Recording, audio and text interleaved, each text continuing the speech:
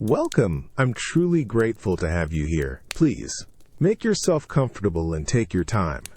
This story was crafted with care, dedication, and deep respect for your attention. I hope it brings you joy, reflection, and perhaps even a touch of nostalgia. Once again, thank you for sharing a moment of your day with me. The year is 1347. You wake up in the middle of a medieval winter. The biting cold, a constant companion. Your breath hangs thick in the air, a visible ghost leaving your chapped lips. The straw beneath you offers little warmth, and every joint aches with the damp, pervasive chill that seeps into your bones. Your throat feels like sandpaper, a persistent, gnawing thirst, a far greater enemy than the cold for this particular morning. You push yourself upright, the rough wool of your tunic scratching against your skin. You know where you must go. Every instinct, every parched cell in your body, pulls you towards the river. You stumble through the pre-dawn gloom, the ground hard and unforgiving beneath your worn boots. Other figures, hunched and silent, move with the same grim purpose, their breath pluming like smoke signals in the frigid air. You reach the bank. The river water, sluggish and dark, flows with an indifferent grace. It looks deceptively clean in the weak light, a mirror reflecting the pale, bruised sky. You kneel, the frozen mud sending a jolt of pain through your knees. Your hands, raw and cracked from the cold, plunge into the icy current. The shock is immediate, a sharp, stinging sensation that quickly turns numb. You scoop the water, bringing it to your lips, the desperate need overriding any thought of what might lurk within its depths. The first sip is pure relief, a cool, wet balm against your burning throat. You swallow greedily, then another gulp, and another. But then, a subtle wrongness registers. A faint, earthy bitterness. A taste that lingers on your tongue long after the water is gone. It's not just the cold. It's a metallic tang, almost like stale blood, mixed with something else, something vaguely unpleasant and organic. A shiver, not from the cold, travels down your spine. Your stomach tightens, a slow, insistent clench. You push it away, telling yourself it's just the sudden chill, the emptiness in your gut. But you feel it, a creeping unease, a weight settling deep inside you. You stand, wiping your mouth with the back of your hand, and glance at the other villagers. Their faces are etched with the same weariness, the same silent, desperate hope for survival. One old woman coughs, a wet, rattling sound that seems to echo the murky taste in your own mouth. You feel a dull ache begin behind your eyes, a slight dizziness. The river, a source of life, now feels like a silent, indifferent betrayer. You've taken its offering, and perhaps it has taken something from you in return. If this story resonates with you, please like and subscribe. I'm curious, where in the world are you listening from, and what time is it there? Share in the comments. It's a strange thing, isn't it? How the most basic human needs can sometimes hide the greatest perils, forcing you to choose between an immediate agony and a slower, more insidious one. The cold still bites, but now there's a promise of something warmer, something better on the horizon. A new scent drifts to you, fighting through the pervasive damp earth and wood smoke of the village.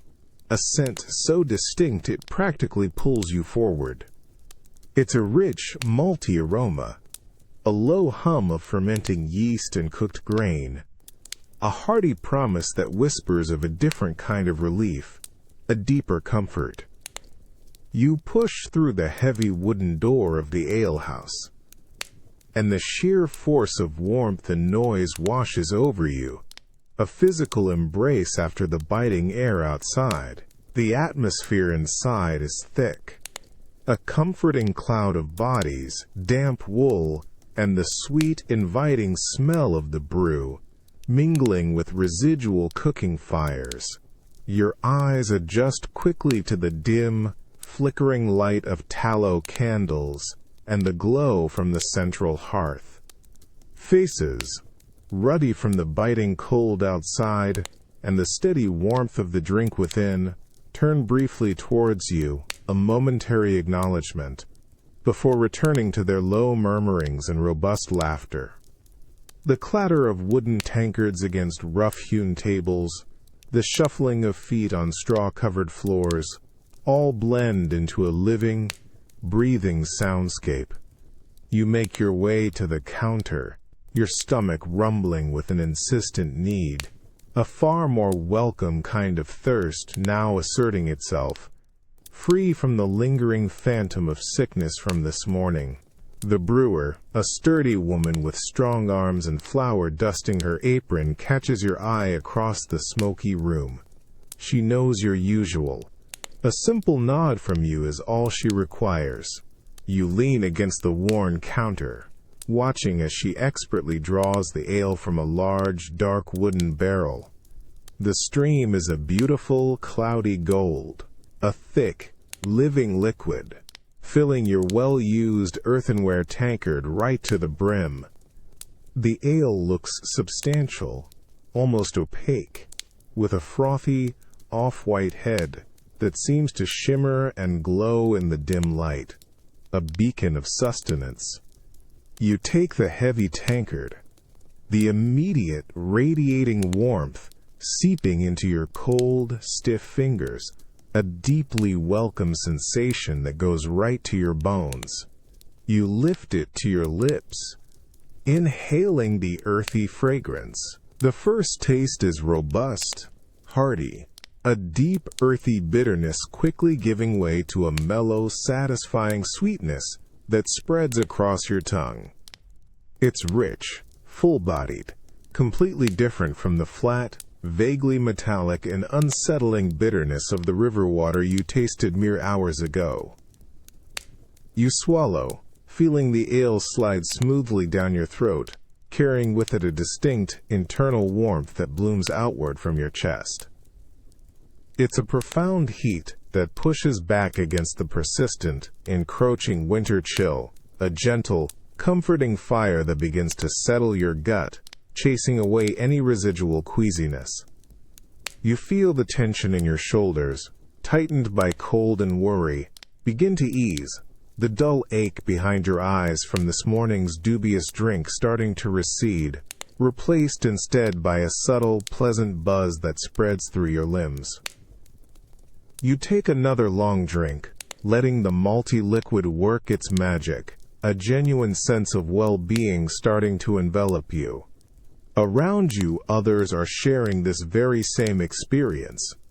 A group of men, their faces animated, are sharing boisterous stories and gossip, their voices growing louder, their gestures more expansive with each tankard emptied and refilled. A weary mother sips her own, a calm, almost serene contentment settling on her face as she watches her children playing quietly by the hearth. Here, in this shared haze of warmth and communal drink, there's a fragile but real sense of safety and belonging.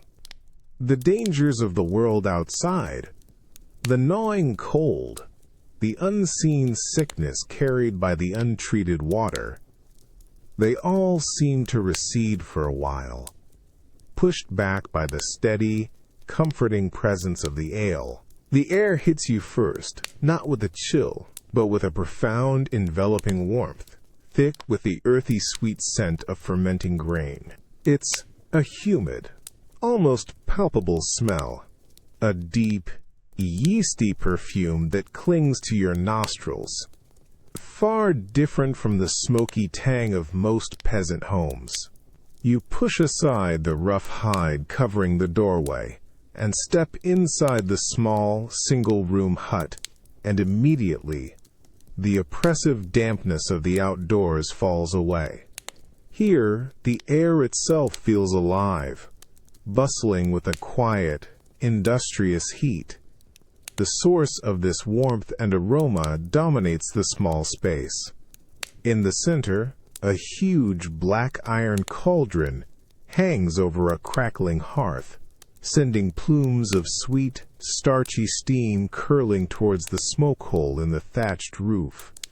The liquid within, a thick, bubbling mash, gurgles with a constant, hypnotic sound, like a giant's stomach digesting a feast. Next to it, large, shallow wooden tubs, filled with a cloudy, yellowish liquid, sit covered, their surfaces occasionally sending up a tiny, energetic fizz as trapped gases escape. You notice small flies, drawn by the ferment, circling lazily near the tubs, oblivious to your presence. The alewife, a woman whose face is etched with the lines of hard work and constant warmth, moves with a purposeful grace. Her sleeves are rolled up, revealing strong, flour-dusted forearms. She isn't speaking, but her presence fills the room with a quiet authority. You watch as she dips a long wooden paddle into the steaming cauldron, stirring the thick concoction with a rhythmic, steady motion that sends ripples across the surface. The paddle scrapes faintly against the iron bottom, a soft, insistent whisper in the simmering air. She leans in, her expression intense, catching a wisp of steam on her cheek, a glint of determination in her eyes. It's a dance of instinct, born from generations of knowing just when the grain has given up its sugars, when the water has infused itself with all the goodness it can hold. You step closer, the floor beneath your boots feeling slightly damp from the pervasive moisture in the air. You can practically feel the heat radiating from the brewing liquid, a warmth that promises more than just comfort. It promises life. You see the softened barley grains, plump and swollen, floating on the surface of the mash, having sacrificed their very essence to this transformation. It's a process of quiet alchemy, turning something simple and raw into something complex and nourishing. The air around you feels dense, heavy with the potential of sustenance, a stark contrast to the thin, barren cold of the outside world. She turns, catching your eye, and offers a brief, almost imperceptible nod. There's a smudge of malt on her cheek, a small badge of her craft. You feel the deep hum of the brewing within the hut, a vibrant, vital energy. It isn't just water and grain anymore. It's patience, experience, and an unwavering dedication to survival. This isn't merely a drink. It's a carefully crafted, laborious shield against the invisible threats that plague every medieval day. Every bubble, every wisp of steam, every stir of the paddle is a tiny victory against an unpredictable world. It's a quiet marvel, watching this transformation, a testament to human ingenuity, taking the raw gifts of the earth and making them safe, potent, and sustaining. It makes you realize how much labor, how much wisdom goes into the simple act of providing a truly reliable drink. Your stomach growls, a hollow, insistent ache that has become a familiar companion throughout the day. You've felt it stir and complain for hours now, a constant reminder of the day's meager pickings.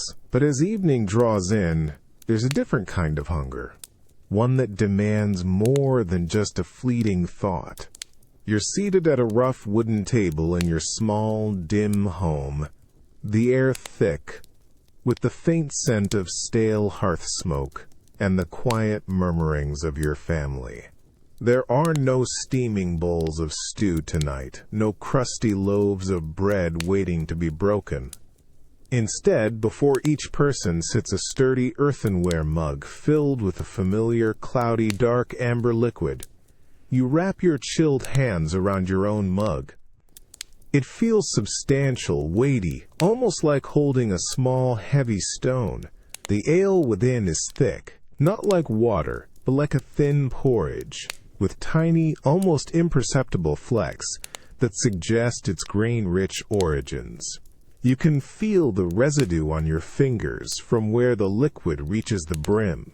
It smells earthy, yeasty, and deeply comforting. A profound promise of nourishment. This isn't a celebratory drink. It's a necessary one. This is the meal. You lift the mug to your lips, the scent intensifying. The first swallow is rich, a complex blend of bitterness, and a surprising, almost sweet malty flavor that coats your tongue. It's dense, almost chewy, and you feel it settle in your gut with a satisfying thud, instantly pushing back against the persistent emptiness.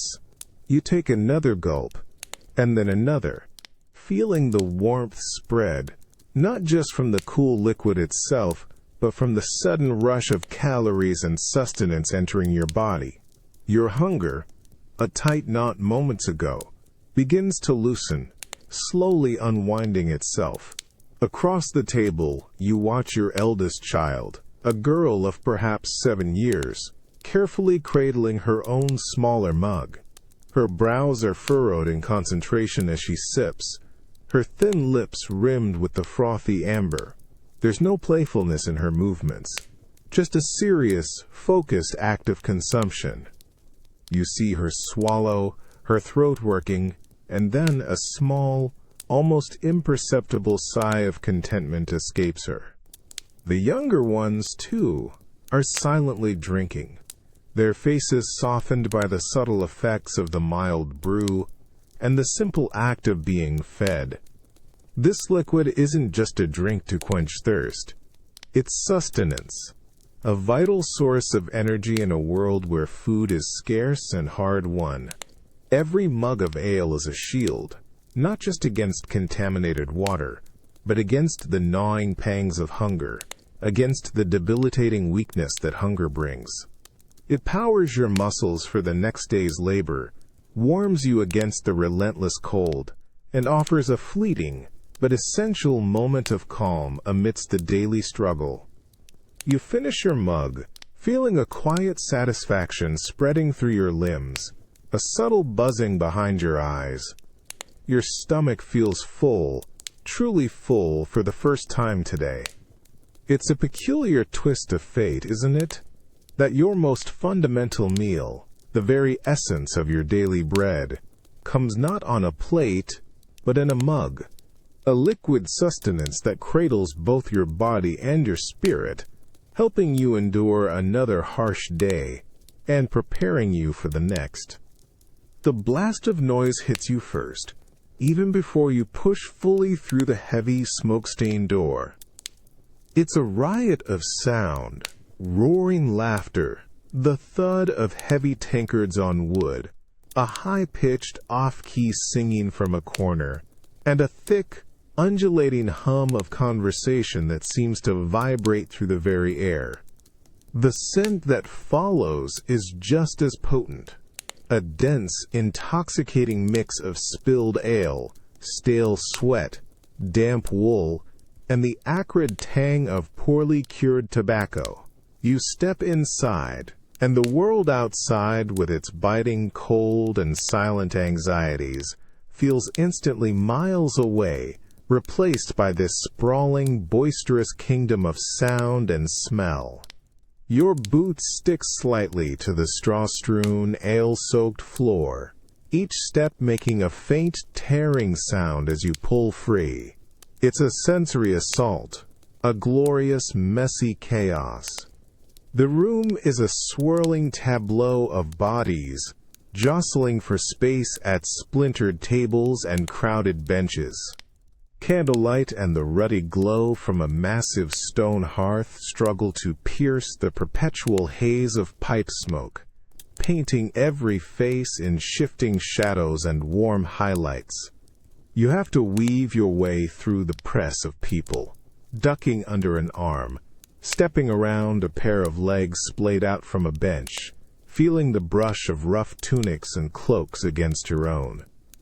You find a small, vacant corner at the far end, near a drafty window that lets in a sliver of the cold night air, a refreshing contrast to the stifling warmth of the room. The wooden bench groans beneath your weight as you sit, and the table before you is scarred with centuries of tankard rings and knife marks, sticky to the touch from countless spills. You raise a hand, catching the eye of the barman, a stout man with a perpetually flushed face who moves through the throng with surprising agility, balancing a tray of brimming mugs. He nods, already knowing what you'll order, just like everyone else here. As you wait, you watch the scene unfold around you. A group of merchants, their faces red and animated, are gesticulating wildly, telling tales that grow taller with each passing minute and each refilled mug. Over by the hearth, a pair of older men, their expressions solemn, are engrossed in a game of dice, the clatter of bone against wood barely audible above the din. A young couple leans close, sharing whispered jokes, their laughter barely reaching your ears. Even with the noise, you feel a peculiar sense of belonging here, a shared camaraderie in the simple act of seeking refuge, warmth, and a good, safe drink. The barman brings your ale, a dark, rich brew, its frothy head gleaming in the dim light. You take a deep, satisfying gulp, feeling the familiar warmth spread through your chest, pushing back against the cold that still tries to cling to you. The mild bitterness and malty sweetness are a welcome counterpoint to the raw, visceral energy of the room. Here, in this tavern, amidst the clatter and the shouts, the worries of the outside world, the harvest, the endless labor, the silent threat of illness, all seem to fade, replaced by the simple, immediate pleasure of good company and a sturdy drink. It's a temporary escape, a necessary pause in the relentless rhythm of medieval life, a place where for a few precious hours you can just nibid be. It's amazing, isn't it? How a simple room, filled with people, wood and a bit of brewed grain, can become a refuge, a tiny, chaotic kingdom, where the harsh realities of life can, for a short while, be forgotten.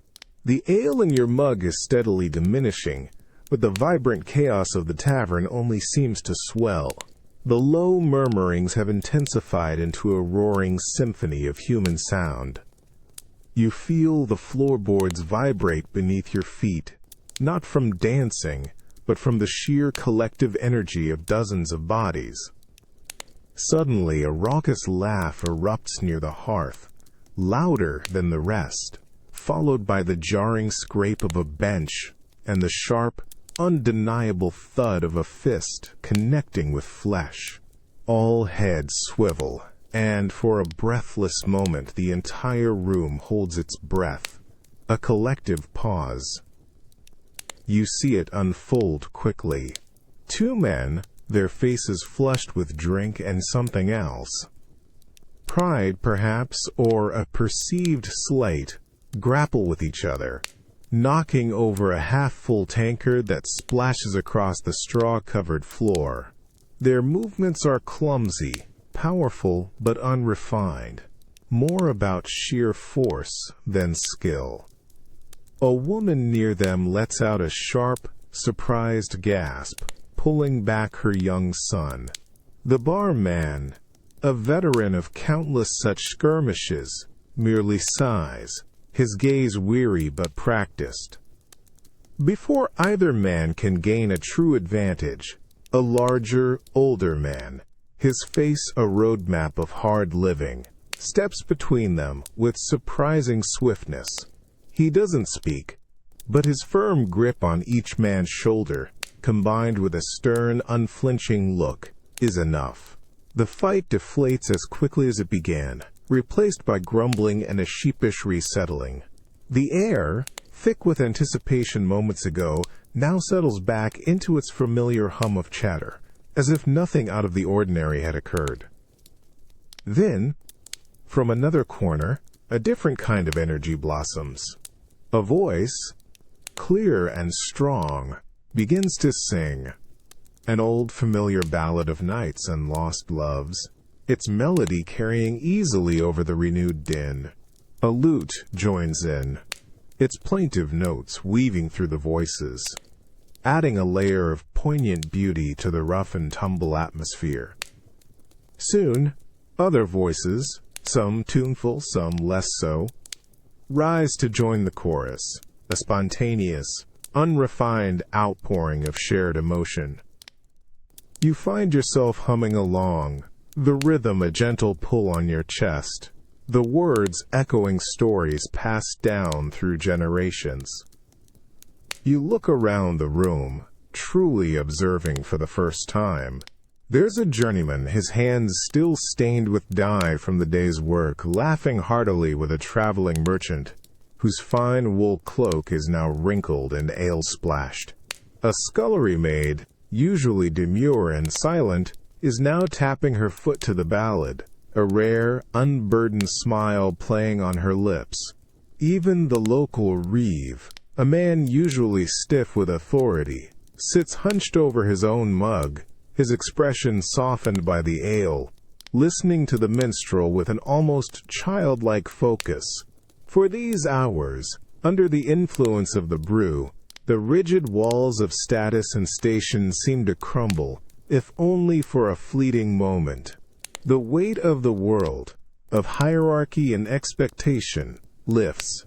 Everyone here, from the lowest peasant to the occasional visiting noble, becomes a temporary king of their own small, unburdened realm, united by the golden liquid and a shared breath of human experience.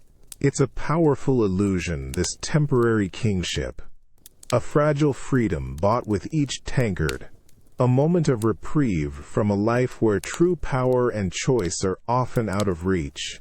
In this fleeting communion, you see the true magic of the ale.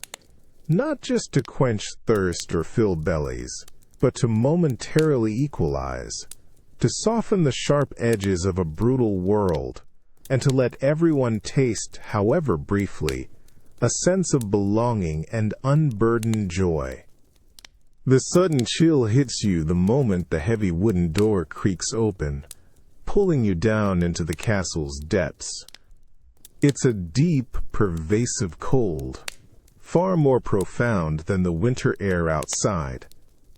An ancient chill that permeates the very stone. The air itself feels thick, damp, and carries a surprisingly complex perfume. The rich, sweet tang of old wines, the malty earthiness of aged ales, and a subtle, musky hint of subterranean stone. Your footsteps echo unnaturally on the packed earth floor, a stark contrast to the boisterous sounds of the world above.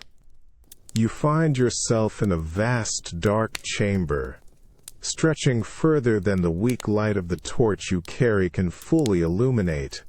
Towering arches of rough-hewn stone disappear into the gloom above, making the space feel both grand and oppressive. The silence here is almost absolute, broken only by the rhythmic drip of water from some unseen fissure and the faint, scuttling whisper of unseen creatures in the shadows. It's a silence that feels weighty, ancient, a keeper of secrets. Rows upon rows of barrels line the walls, disappearing into the darkness. These aren't the simple wooden vessels you see in a village alehouse.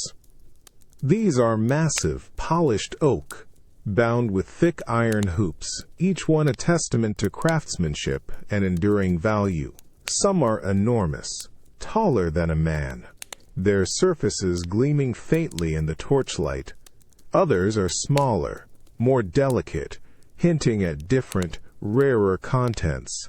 You run a hand over the cool, smooth wood of one nearby, feeling the slight dampness of the cellar air clinging to its surface. The scent of whatever liquid lies within is strongest here, a dark, rich aroma of fermented fruit and thyme. Beyond the barrels of ale, deeper into the cellar's heart, you notice an entire section dedicated to wine.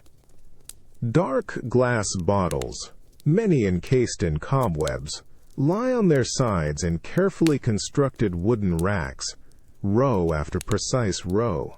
Each bottle looks almost identical, yet you know that within these humble vessels lie a dizzying array of flavors, each vintage a unique story waiting to be uncorked. The air around them carries a sharper, more refined sweetness, a delicate counterpoint to the robust ale. Here, the very dust seems imbued with centuries of careful preservation and quiet aging. This isn't just storage, it's a treasury, a liquid vault. The sheer quantity, the meticulous organization, the deep, cool silence. It all speaks of wealth, foresight, and a profound understanding of how to bend time and nature to one's will. Unlike the fleeting daily brew of the common folk, these drinks are meant to endure, to improve with age, to be savored for special occasions, or to simply reassure a noble household of their enduring prosperity. You realize the drinks here aren't just for quenching thirst or providing sustenance. They are a symbol, a testament to power, a display of control over the unpredictable elements of life. Stepping out, you feel the contrast acutely. The warm, bustling world above ground, with its transient joys and everyday struggles, feels a million miles away from the cool, damp solitude of this underground kingdom. It's a quiet reminder of the vast chasm between lives, and how even the simple act of drinking can illustrate the profound differences in their very nature. You stand at the edge of the great hall, a vast echoing space filled with the murmur of voices and the flickering light of countless torches. The air here is richer, scented not just with hearth smoke, but with roasted meats, expensive spices, and the unmistakable complex aroma of fine wine. Your eyes are drawn to the high table, where the lord and lady of the castle preside, their richly embroidered garments a stark contrast to the coarse wool you've grown accustomed to. Around them sit other nobles, their faces composed, their movements deliberate, each person a careful study in power and posture. A servant glides past you, a heavy silver goblet gleaming in his hand, its surface catching the torchlight. He approaches the high table, pausing before a visiting duke whose reputation precedes him. With a practiced flourish, the servant pours a deep, ruby-red liquid from an ornate carafe into the duke's goblet. You watch the wine catch the light, a shimmering jewel, far darker and more vibrant than any ale you've ever seen. It looks almost alive, thick with unspoken history. The Duke raises the goblet to his nose, a slow, almost ritualistic gesture.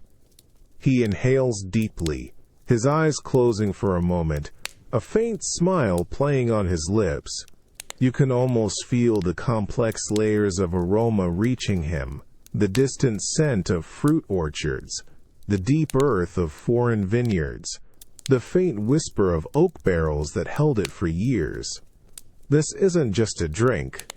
It's a journey, a statement. He takes a sip, holding the liquid on his tongue, his expression unreadable for a moment before a subtle nod of approval. The gesture is small, but the implication is immense. This wine, and by extension the host who provides it, is deemed worthy. The conversation around the high table is precise, measured. Words are chosen with care, each phrase a delicate step in a complex dance of alliances and subtle challenges. But with each shared goblet, each clink of silver against silver, the atmosphere subtly shifts. You see a lord, who moments ago was rigid with formality, now lean forward, a genuine laugh escaping him after a particularly well-timed jest from his host. A lady, whose face was a mask of polite indifference, now engages her neighbor with a spark of genuine curiosity in her eyes. The wine, in its rich, heady silence, acts as a lubricant, softening the edges of formality, encouraging a fragile openness where only guarded politeness once resided. It's a different kind of power at play here, not the immediate brute force of a sword, but the subtle, insidious influence of shared pleasure, of carefully chosen generosity. This wine is a tool of diplomacy, a silent negotiator, a symbol of cultivated taste and influence that can sway opinions, forge bonds, or subtly assert dominance. It allows for conversations that might otherwise be impossible, easing the path for agreements that affect entire regions. You realize that here the drink isn't merely for sustenance or momentary escape. It is a vital instrument in the intricate machinery of power, a silent, potent force shaping kingdoms. Standing there, watching this elegant, powerful ritual unfold, you understand that even a simple liquid can be imbued with immense meaning, capable of holding not just flavor, but influence, ambition, and the very fabric of society itself. A single goblet can carry the weight of an alliance, a peace treaty, or even a declaration of intent. It is a powerful reminder of how deeply ingrained these rituals are, and how much they shape the world around you. The heavy wooden door to the monastery brewery creaks open, groaning on ancient hinges, and a wave of warmth and steam washes over you. It's not the boisterous, earthy smell of a village alehouse, nor the refined quiet of a noble cellar. This scent is different, a clean, sweet, deeply aromatic blend of malt, hops, and something else. A faint, almost sacred undertone that speaks of meticulous care and profound dedication. The air within feels dense, almost holy, shimmering with moisture. You step into a vast, stone-walled chamber, cathedral-like in its proportions. High, vaulted ceilings disappear into the shadows, making the space feel both immense and strangely intimate. Here, the noise is not of chatter and laughter, but a steady, rhythmic symphony of industry. The gentle gurgle of massive vats, the hiss of steam escaping, the quiet scrape of brushes against stone floors. The light is dim, filtered through narrow, high-set windows, casting long, solemn shadows that dance with the rising vapors. In the center of the room, immense copper kettles gleam dully, their surfaces polished to a near-mirror shine. They shimmer with the heat rising from beneath them, sending thick, fragrant clouds of steam curling upwards, obscuring the distant ceiling.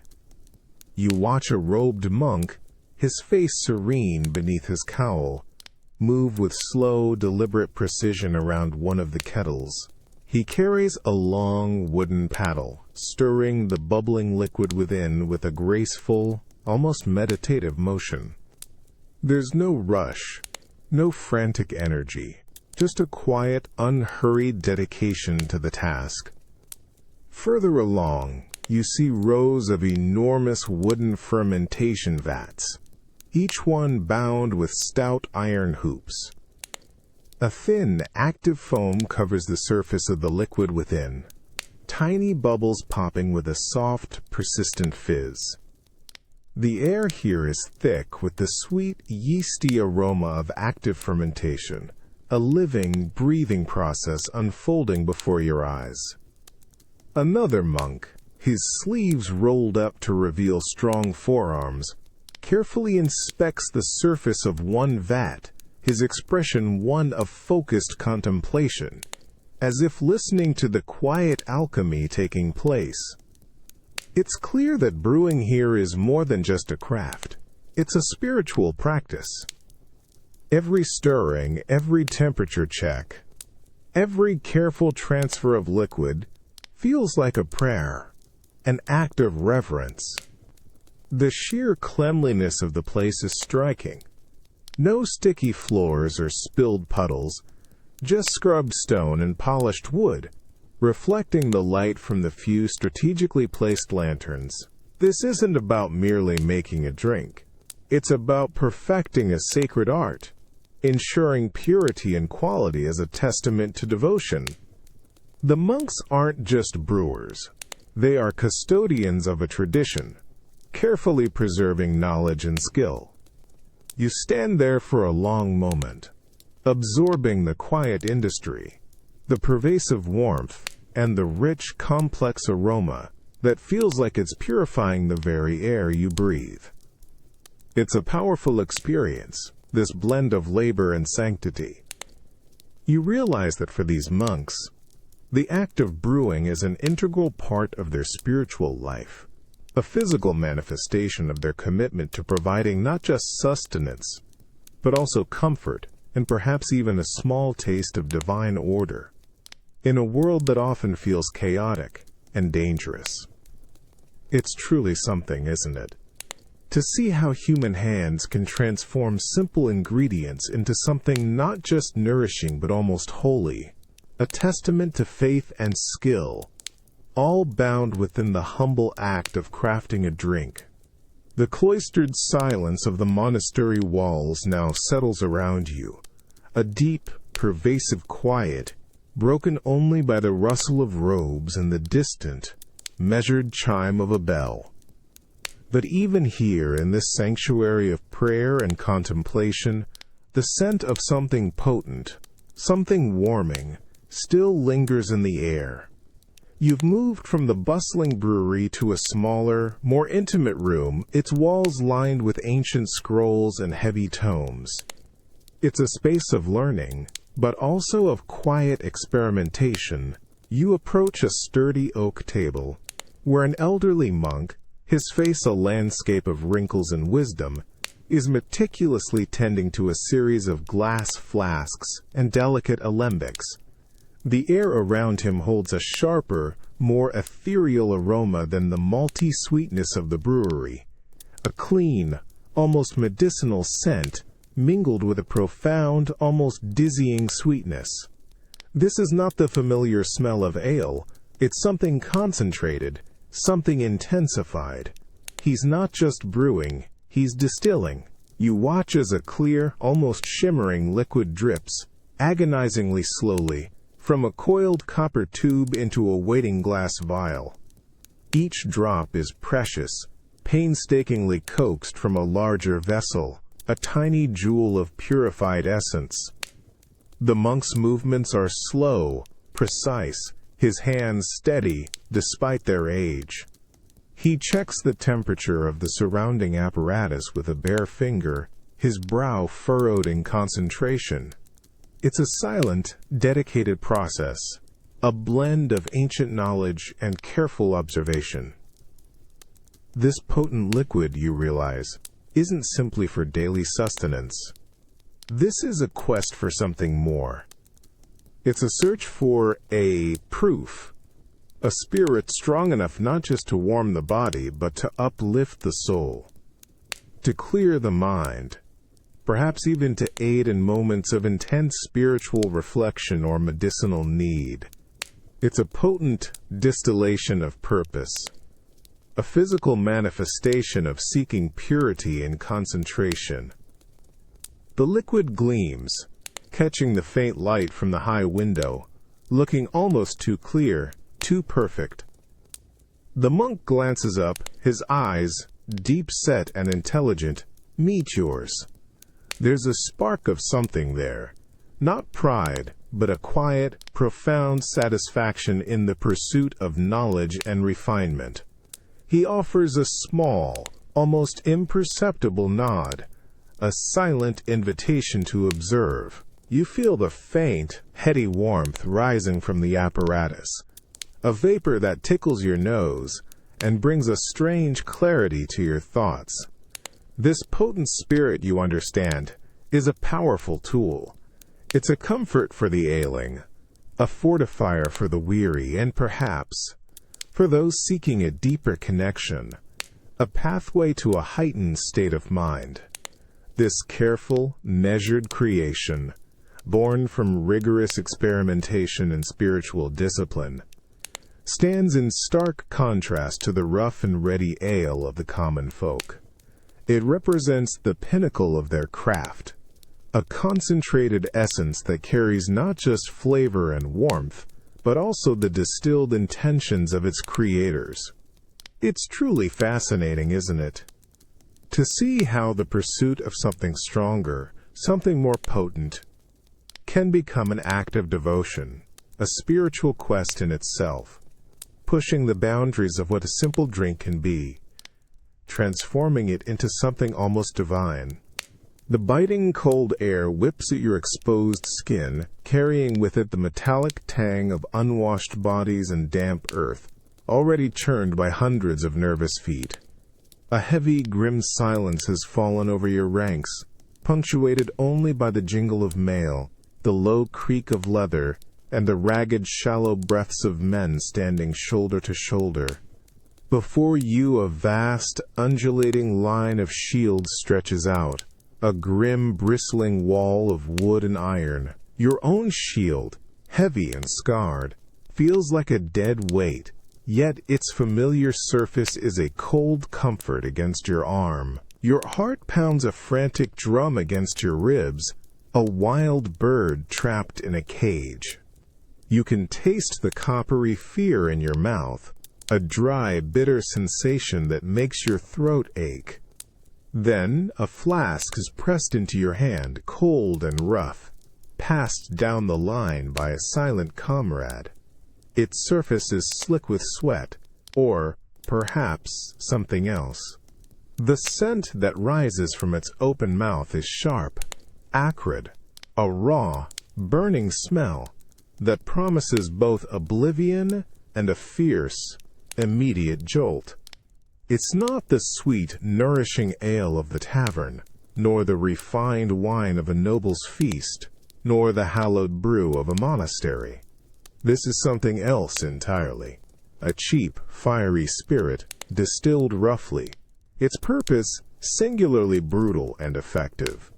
You hesitate for only a split second, your fingers trembling slightly as you bring the flask to your lips.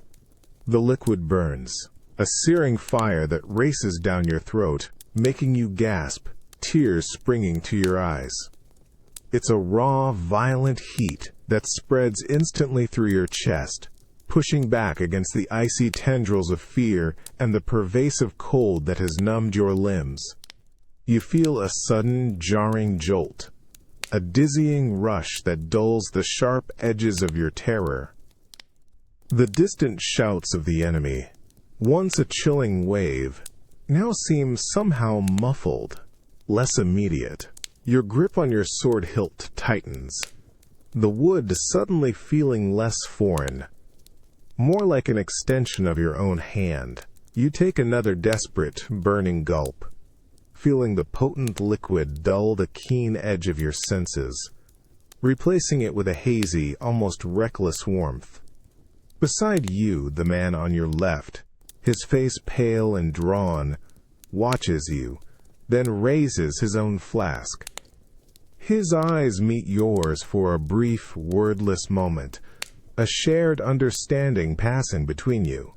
This isn't courage you're drinking, not true bravery, but a brutal, necessary anesthetic. A temporary king of fear, offering a fleeting moment of defiant numbness. The taste of charcoal and raw grain lingers, a constant reminder of the desperate measure. A horn blares, a long, mournful cry that signals the inevitable. The shield wall shudders, men bracing, adjusting their footing. You can hear the thunderous approach of countless feet, the guttural roars of the charging enemy growing louder, closer. Your body feels heavier, yet oddly detached, as if the connection between mind and limb has been stretched thin by the burning liquid. The fear is still there, a cold knot deep in your stomach, but it's distant now, shrouded, muted by the potent warmth. You grip your weapon, your gaze fixed forward, and wait for the impact, buoyed by the temporary, burning courage of the drink. The world has gone quiet, a heavy, suffocating silence that presses in on your ears, far more deafening than the roars of battle ever were.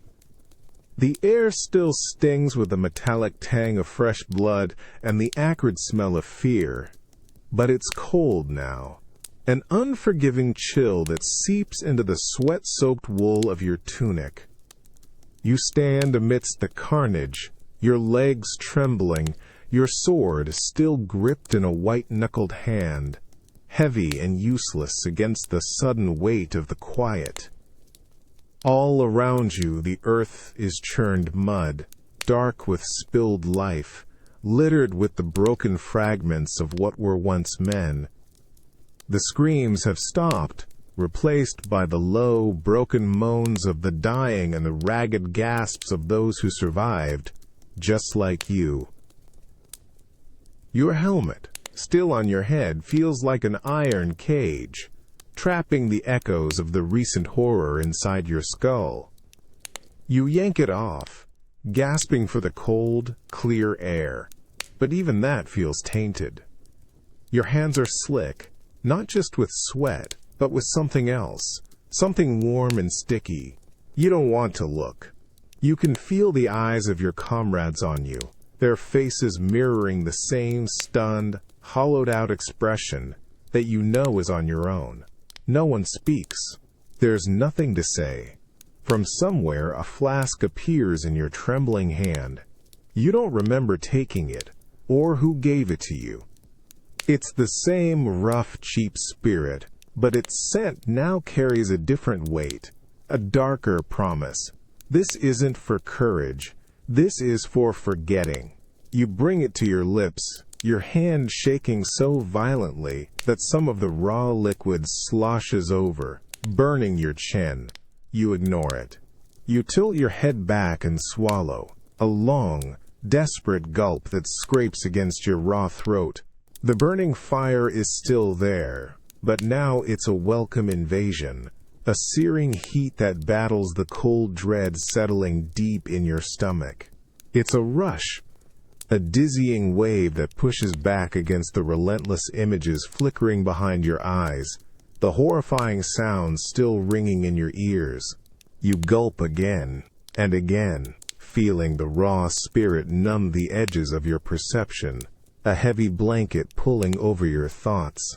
The ground beneath you still feels unsteady, but the world around you begins to blur, the sharp outlines of the fallen softening into indistinct shadows.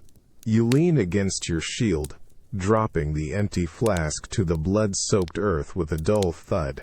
The silence hasn't truly gone, but the unbearable, internal screaming has finally begun to subside, replaced by a dull roar in your ears, a comforting buzz in your mind. The faces of your comrades, once so vividly etched with trauma, are now indistinct, their grief and shock swallowed by the encroaching haze. You close your eyes, letting the potent liquid wash over you, pulling you down into a heavy, dreamless oblivion. For a few precious hours, you won't remember, you won't see, you won't feel. It's a peculiar kind of medicine, isn't it? This burning liquid. Not to heal, but to simply obscure, to offer a brutal reprieve from the unforgiving clarity of memory. Sometimes, the deepest wound isn't in the flesh, but in the mind, and the only way to survive is to temporarily drown it. The sound hits you first, a colossal, joyous roar that seems to shake the very foundations of the earth beneath your feet. It's not just noise. It's a living, breathing entity, composed of hundreds of voices, a cacophony of shouting, singing, off-key instruments, and raucous laughter. The air itself feels thick, warm, and humid, heavy with the intoxicating scent of spilt ale, roasting meat, trampled straw, and the sweet, cloying aroma of fermenting fruit. You push past a curtain of heavy canvas, and suddenly you are plunged into the swirling, vibrant heart of the festival. Torches flicker everywhere, casting wild, dancing shadows that distort familiar faces and twist the village square into something entirely new, something fantastical. Bonfires crackle and spit, sending sparks high into the night sky, their warmth a welcome counterpoint to the chill of the late autumn air. Your boots slosh a little in a shallow puddle of what you suspect is very stale ale, and the ground feels uneven, slanting unexpectedly in places, as if the very world has decided to tilt on its axis. Bodies press in on all sides, a joyous, uncontrolled crush of humanity. People are swaying, stumbling, and flailing their limbs in what vaguely resembles dancing. You see a man, his face flushed and beaming, spin around wildly, nearly colliding with a pair of startled women before catching himself on a nearby stall pole, dissolving into a fit of giggles. His tankard, half full, sloshes precariously. Another group, arms linked, belt out a bawdy tune, their voices cracking and soaring without a care for pitch or melody. Everywhere you look, mugs and tankards are being raised, emptied, and eagerly refilled. You feel a jostle from behind, and then a hearty slap on your back, followed by another peal of laughter. You turn, but the faces are a blur of grinning teeth and wide, unfocused eyes. There's no malice, only an overwhelming, contagious sense of abandon.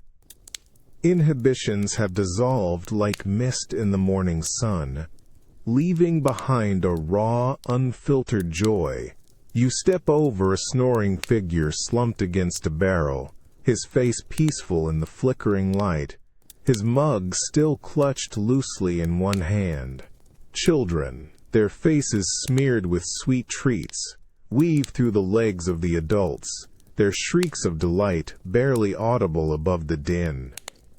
A wave of giddiness washes over you, a sense of delightful disorientation. The sheer scale of the collective intoxication is overwhelming. A shared journey into a world where rules are softened and worries are, for a few precious hours, entirely forgotten. You take a deep breath, inhaling the potent, boisterous air, feeling the rhythm of the revelry begin to pulse through your own veins. This isn't just a celebration. It's a release, a grand, messy, intoxicating exhale after a year of holding your breath. It's a moment where the world truly does turn upside down, and for once, that feels wonderfully right.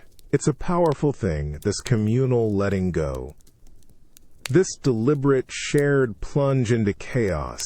You realize that sometimes, to truly survive the hard realities of life, you need moments like these, where you can lose yourself entirely, even if just for a single, glorious night.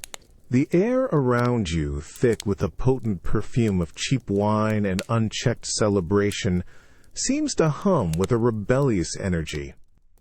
You push deeper into the swirling throng, your boots sinking into the soft, churned earth, sticky with countless spills. This isn't just a village festival anymore. It feels like a different world entirely, one where the usual rules have been cast aside, trampled underfoot with the straw and mud. The flickering torchlight exaggerates every movement, turning faces into grotesque, joyful masks. The cacophony of voices, once just boisterous, now blends into a wild, almost primal roar. You see a man, stripped to his undershirt, his chest gleaming with sweat, attempting a clumsy dance atop an overturned barrel, nearly tumbling with each lurch. His shouts of laughter are swallowed by the cheers of the crowd below, no one bothering to tell him to descend or behave with proper decorum. A woman, her usually modest hair now loose and wild, throws her head back, her booming laugh carrying above the din as she splashes wine from a jug onto the ground in mock tribute to an unseen deity. You notice the farmer, whose back is usually bent with toil, now standing arm in arm with the cooper's wife, their voices raised in an off-key bawdy song that would never be uttered on a Sunday. Their usual quiet respect for station has vanished, replaced by an easy, unburdened camaraderie. Even the local reeve, a man usually stiff with authority, has loosened his tunic and is exchanging jest with a group of laborers, his face red from drink and unaccustomed mirth. Here, in this intoxicating haze, the invisible lines that separate them in everyday life have blurred, disappearing entirely for this fleeting night of joyous transgression. The very atmosphere feels charged with a thrilling sense of abandon. The strictures of piety, the constant fear of divine judgment, the rigid social order, they all seem to have evaporated in the heady vapors of the communal drink. People embrace without reservation, their movements more fluid, less constrained than usual. You see couples stealing kisses in the shadows, their inhibitions melted away by the potent brew. Bawdy jokes are shouted, sacrilegious songs are sung, and no one casts a disapproving glance. Instead, there's a shared understanding, an unspoken agreement, that for this one glorious day, a license has been granted to shed the burdens of both God and man.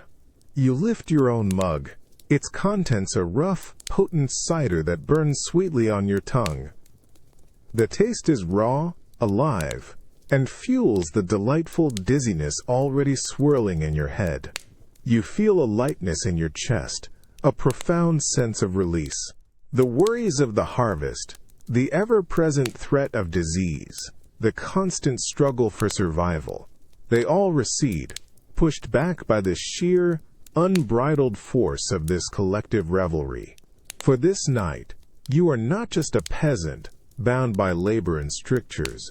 You are simply a human, free to feel, to laugh, to forget, and to simply be.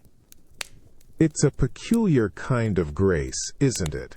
This temporary absolution. To find such profound release, such potent freedom, not in prayer or penance, but in the communal, intoxicating embrace of a shared, uninhibited revelry. For a day, you can step outside your own skin and remember what it feels like to truly, utterly let go. The silent, polished halls of the manor house hum with an unseen tension. The air is meticulously clean, carrying only the faint, crisp scent of beeswax and aged timber, a constant reminder of rigid order and precise maintenance. Every surface gleams, every shadow seems perfectly placed. But the silence, you notice, isn't peaceful. It's a brittle thing, ready to shatter. You hear the faint, almost imperceptible rustle of heavy fabric, a whisper of expensive silk on cold stone, and your gaze is drawn. You see the lady of the manor, her posture as straight and unyielding as the spines of the ancient books that line the manor's grand library. Her gown, a magnificent creation of deep velvet and intricate embroidery, speaks volumes of immense wealth and station. Yet, her face is a carefully constructed mask of weary composure. But her eyes, though, they betray a flicker of something else beneath the surface, a desperate, contained energy. She glides, not towards the grand dining hall, but takes a brief, unexpected detour into the stark functionality of the servants' pantry. The air here is different, filled with the earthy scent of dried herbs, the cold dampness of stone, and perhaps a faint, sweet tang of preserves. She pauses by a tall, stacked shelf, her gaze seemingly fixed on a neat pile of freshly laundered linen. But her hand, surprisingly quick and deliberate for such a refined woman, dips subtly behind a large earthenware storage jar. There's a faint clink, a tiny sound almost swallowed by the quiet. When her hand emerges, it clutches a small, dark wooden flask, crudely made compared to the gilded finery of her world, yet held with a possessive, almost desperate grip. It's barely larger than her palm. A quick, almost imperceptible glance around, even though you know the pantry is empty, save for your unseen presence. Her back is turned towards the pantry door, a wall of rich, stiff fabric. With a swift, practiced movement, she uncorks the flask. The aroma that escapes is sharp, intensely sweet, and undeniably potent. A strong, spiced wine, far more concentrated than the watered-down concoctions served at the high table. It hits you with a jolt, a surprising, almost defiant scent in this meticulously controlled environment. She lifts the flask, not directly to her lips, but to the very edge of her intricately embroidered apron, covering her mouth with a heavy fabric. A quick, almost desperate swallow. The motion is so fluid, so practiced, it's clear this is not her first clandestine sip. You see her throat work, a slight bob, and then the flask is swiftly recorked, hidden again behind the jar. Her breath, when she exhales, is a little deeper, a little steadier. She smooths her gown with an almost unconscious gesture, her impeccable composure instantly returning, a flawless facade rebuilt in moments. But then you catch it, a tiny, dark stain, almost invisible against the deep crimson of her velvet apron, right where her mouth had been hidden. A ghost of the hidden moment, a silent betrayal of the perfect image. The rigid tension in her shoulders, while still present, has softened by the barest degree. Her eyes, though still weary, now hold a flicker of something akin to temporary peace, a barely perceptible release from the crushing weight of expectation. She turns, her movement flowing, and steps back into the formal silence of the manor, leaving behind only the faint, lingering aroma of sweet, potent wine in the air, a secret held by the pantry walls. It's a peculiar truth, isn't it? That even behind walls of privilege and expectation, the same quiet battles are fought, the same desperate need for a moment of solace, a flicker of escape from the relentless weight of one's world.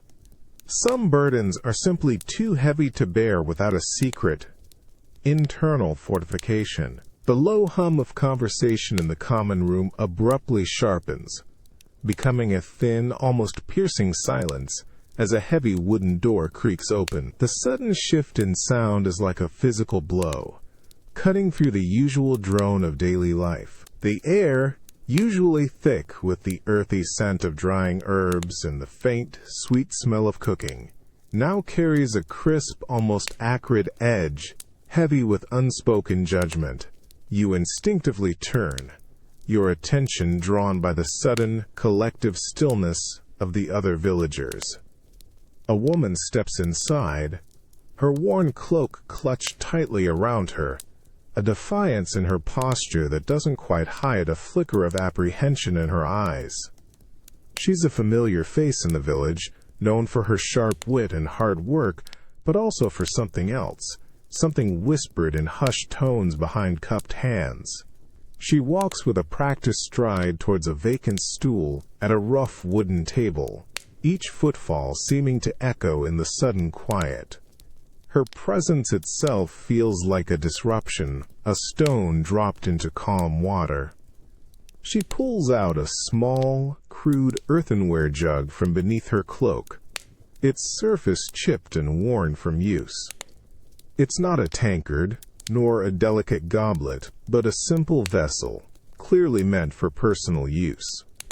As she places it on the table, a faint, almost imperceptible clink of earthenware on wood. A few heads swivel away sharply, their gazes dropping to their knitting or their mending. Others, however, cast quick, furtive glances, their eyes lingering, sharp and critical. You can feel the weight of their judgment, a collective, silent pressure that seems to thicken the very air around her. She uncorks the jug with a deliberate, almost defiant gesture. The scent that wafts from it is unmistakably ale, robust and earthy, the same brew you might drink yourself after a long day in the fields. But here, rising from her jug, it smells different, imbued with a subtle, uncomfortable tension. You watch her lift the jug to her lips, her gaze sweeping across the room, meeting no one's eyes directly, yet acknowledging the invisible web of stairs. Her throat works, a slow, steady swallow, and then she lowers the jug, wiping her mouth with the back of her hand, a gesture as natural as breathing. But the act is far from natural in this room. A woman drinking openly, without the shield of a feast or the privacy of her home, carries a profound social cost. You hear a low, disapproving tisk from an older woman by the hearth, her lips pursed in a thin line.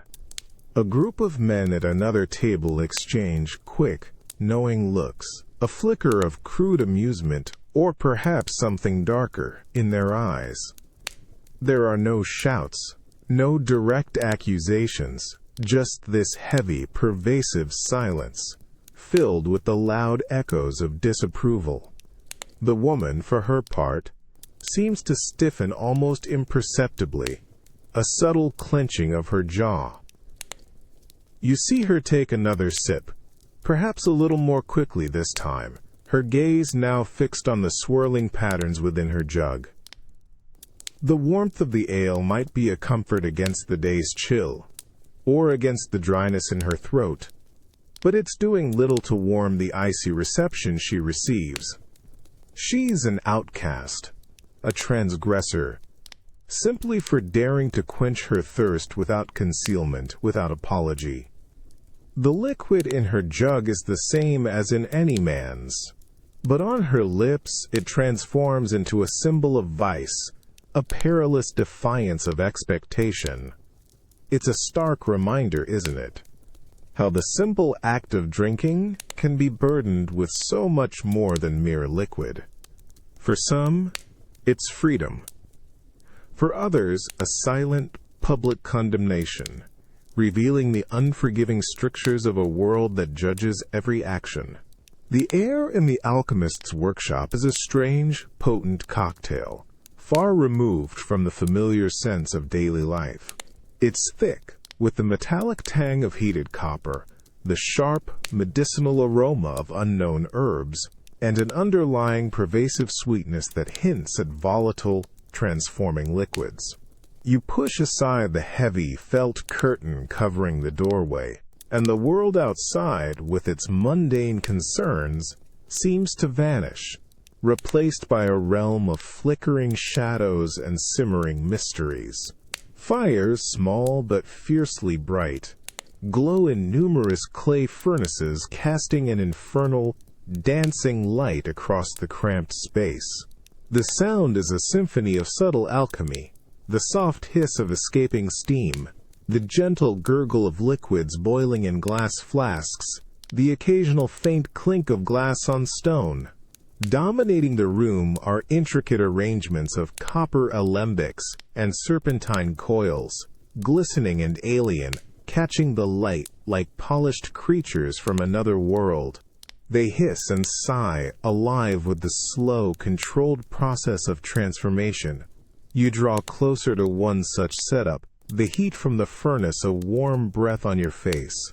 Inside a large bulbous glass flask, a cloudy, malty liquid is gently boiling, sending up tendrils of vapor. These vapors rise, collect in the domed head of the alembic, and then travel down a long, winding copper tube cooled by circulating water. At the end of the tube, a single, clear drop forms, shimmers, and then falls with an almost agonizing slowness into a waiting glass beaker. Nole nay, nole trip, drip, drip.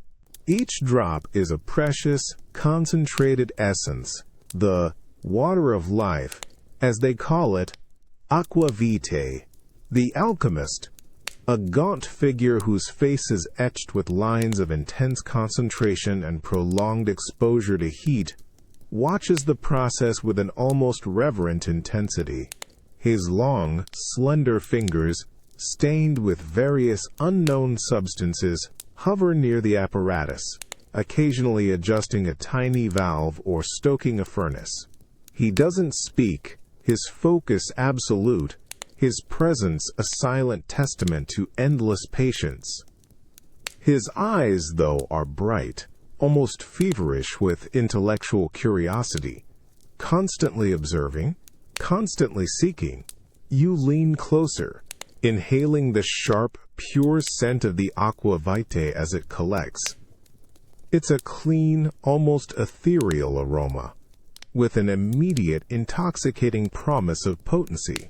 It's not the robust, earthy comfort of ale, nor the rich complexity of wine. This is pure spirit, extracted, refined, and intensified. The air around the apparatus feels strangely electric, charged with the concentrated essence of transformation. It's a testament to human ingenuity, pushing the boundaries of what nature provides, distilling its power into a clear, potent liquid. This liquid is not just a drink. It's medicine, a catalyst for deeper thought, and sometimes a dangerous escape. Standing amidst these alchemical fires, watching the painstaking birth of this clear, burning liquid, you realize the immense power contained within each drop. It's a power that can heal, inspire, or utterly shatter. This quest for aqua vitae isn't just about making a stronger drink. It's about pushing the limits of what is known, harnessing the very essence of transformation for purposes both noble and perilous. It makes you feel like you are witnessing a secret and unveiling of fundamental forces. It's truly profound, isn't it? To see such deliberate, almost sacred effort put into drawing out the very spirit of a substance, turning the mundane into the magical. Each drop a tiny, potent miracle of human will and scientific curiosity. The cool air of the alchemist's chamber still carries the sharp, sweet tang of the concentrated spirit, but now a different sensation begins to prickle at your skin. It's not just the scent of transformation anymore. It's the palpable presence of something powerful, almost sentient in the air. You watch the alchemist, his movements precise and unhurried, as he decants the aqua vitae from the beaker into a small, ornate glass bottle, stoppered with finely carved wood. Each pour seems deliberate, imbued with a quiet respect, almost a cautious reverence. The liquid itself is astonishingly clear, shimmering like melted ice in the dim light, catching the flicker of the distant furnaces. It looks utterly pure, almost devoid of substance, like water, yet its potency vibrates in the air around it, a stark contrast to the thick, cloudy ale, or the deep, rich wine. There's something unsettling about its perfect transparency, almost as if it's hiding its true nature. This isn't just a drink. It feels like a bottled essence, an extracted spirit, ethereal and dangerous. The alchemist carefully offers you a tiny glass vial, no bigger than your thumb, filled with this clear, potent liquid. He watches you with an unreadable expression, a flicker of warning in his aged eyes. You bring the vial to your nose, and the scent is an immediate fiery assault. Sharp, medicinal, yet with an undeniable, intoxicating sweetness that makes your eyes water. It's a pure, unadulterated essence, unlike anything you've ever encountered. You take a minuscule sip. The sensation is instant and overwhelming. A searing, blazing heat erupts on your tongue, roaring down your throat, feeling like a burning ember swallowed whole. It's not the gentle warmth of ale, nor the subtle fire of strong wine. This is an internal inferno, shocking your senses, making your entire body jolt. Your eyes water, your breath catches, and a wave of intense dizziness sweeps over you, momentarily disorienting your perception of the stable world. The room seems to swim for a second, the flickering shadows dancing with a renewed, menacing energy. This is a demon in a bottle, you realize, a raw, untamed force. You've heard the hushed tales of this, water of life, how it could heal the sick, numb the greatest pain, or drive men to madness with its power. It's whispered that it holds the very essence of the sun, capable of burning away impurities, but also, perhaps, the soul itself. You feel the alchemist's gaze, understanding that this potent spirit, a testament to his knowledge and daring, also carries a heavy burden of responsibility. It's a tool, yes, but a tool capable of unleashing unforeseen chaos, a reminder of humanity's precarious dance between knowledge and hubris. The lingering burn in your mouth, the subtle thrumming behind your eyes, is a potent reminder of the thin veil between life and something wilder, something beyond immediate human control. This is the distilled essence of both creation and destruction, a clear liquid holding untold power, a gift and a curse in equal measure. You step into the merchant's stall, and the familiar, earthy smells of the market, damp straw, unwashed bodies, and roasting nuts, are suddenly overridden by a burst of something entirely new, something thrillingly alien. It's a sweet, pungent cloud, rich with the warmth of cinnamon and clove, the sharp zest of citrus, and an underlying, deep, fruity aroma. Your senses reel, assaulted by this foreign perfume, a potent invitation to another world. The stall itself is a chaotic treasure trove, heaped with exotic goods, silken cloths in colors you rarely see, gleaming copperware, and delicate, intricately carved wooden boxes vie for space. But your eyes are drawn to a small, dark wooden cask, sitting almost humbly amidst the vibrant display. Next to it, on a rough wooden counter, sits a row of small, highly polished wooden cups, each one gleaming with a subtle sheen. The merchant, a swarthy man with eyes that seem to hold stories of distant lands, catches your gaze and offers a knowing, almost conspiratorial smile. He gestures to one of the cups, and you approach, feeling a strange mixture of curiosity and apprehension. He dips a small, silver ladle into the cask. The liquid he draws is a deep, almost luminous ruby red, darker than any local wine, and surprisingly thick, clinging to the ladle's surface. Tiny, almost imperceptible flecks of spice float within its depths. As he pours it into the cup, the exotic aroma intensifies, a warm, spicy cloud rising to meet your nose, pulling you further into its mystery. You lift the cup, the smooth wood surprisingly light in your hand. The scent is utterly captivating, a heady blend of sweet raisins, sun-dried figs, and the fiery warmth of unknown spices, all wrapped in the deep, familiar comfort of grapes. It's a tapestry of smells, each thread pulling you further away from the mundane reality of your village. You take a tentative sip, and the taste is an immediate, profound shock. It's an explosion on your tongue. The wine itself is incredibly sweet, almost syrupy, yet beneath that sweetness, a wave of complex fiery spices erupts.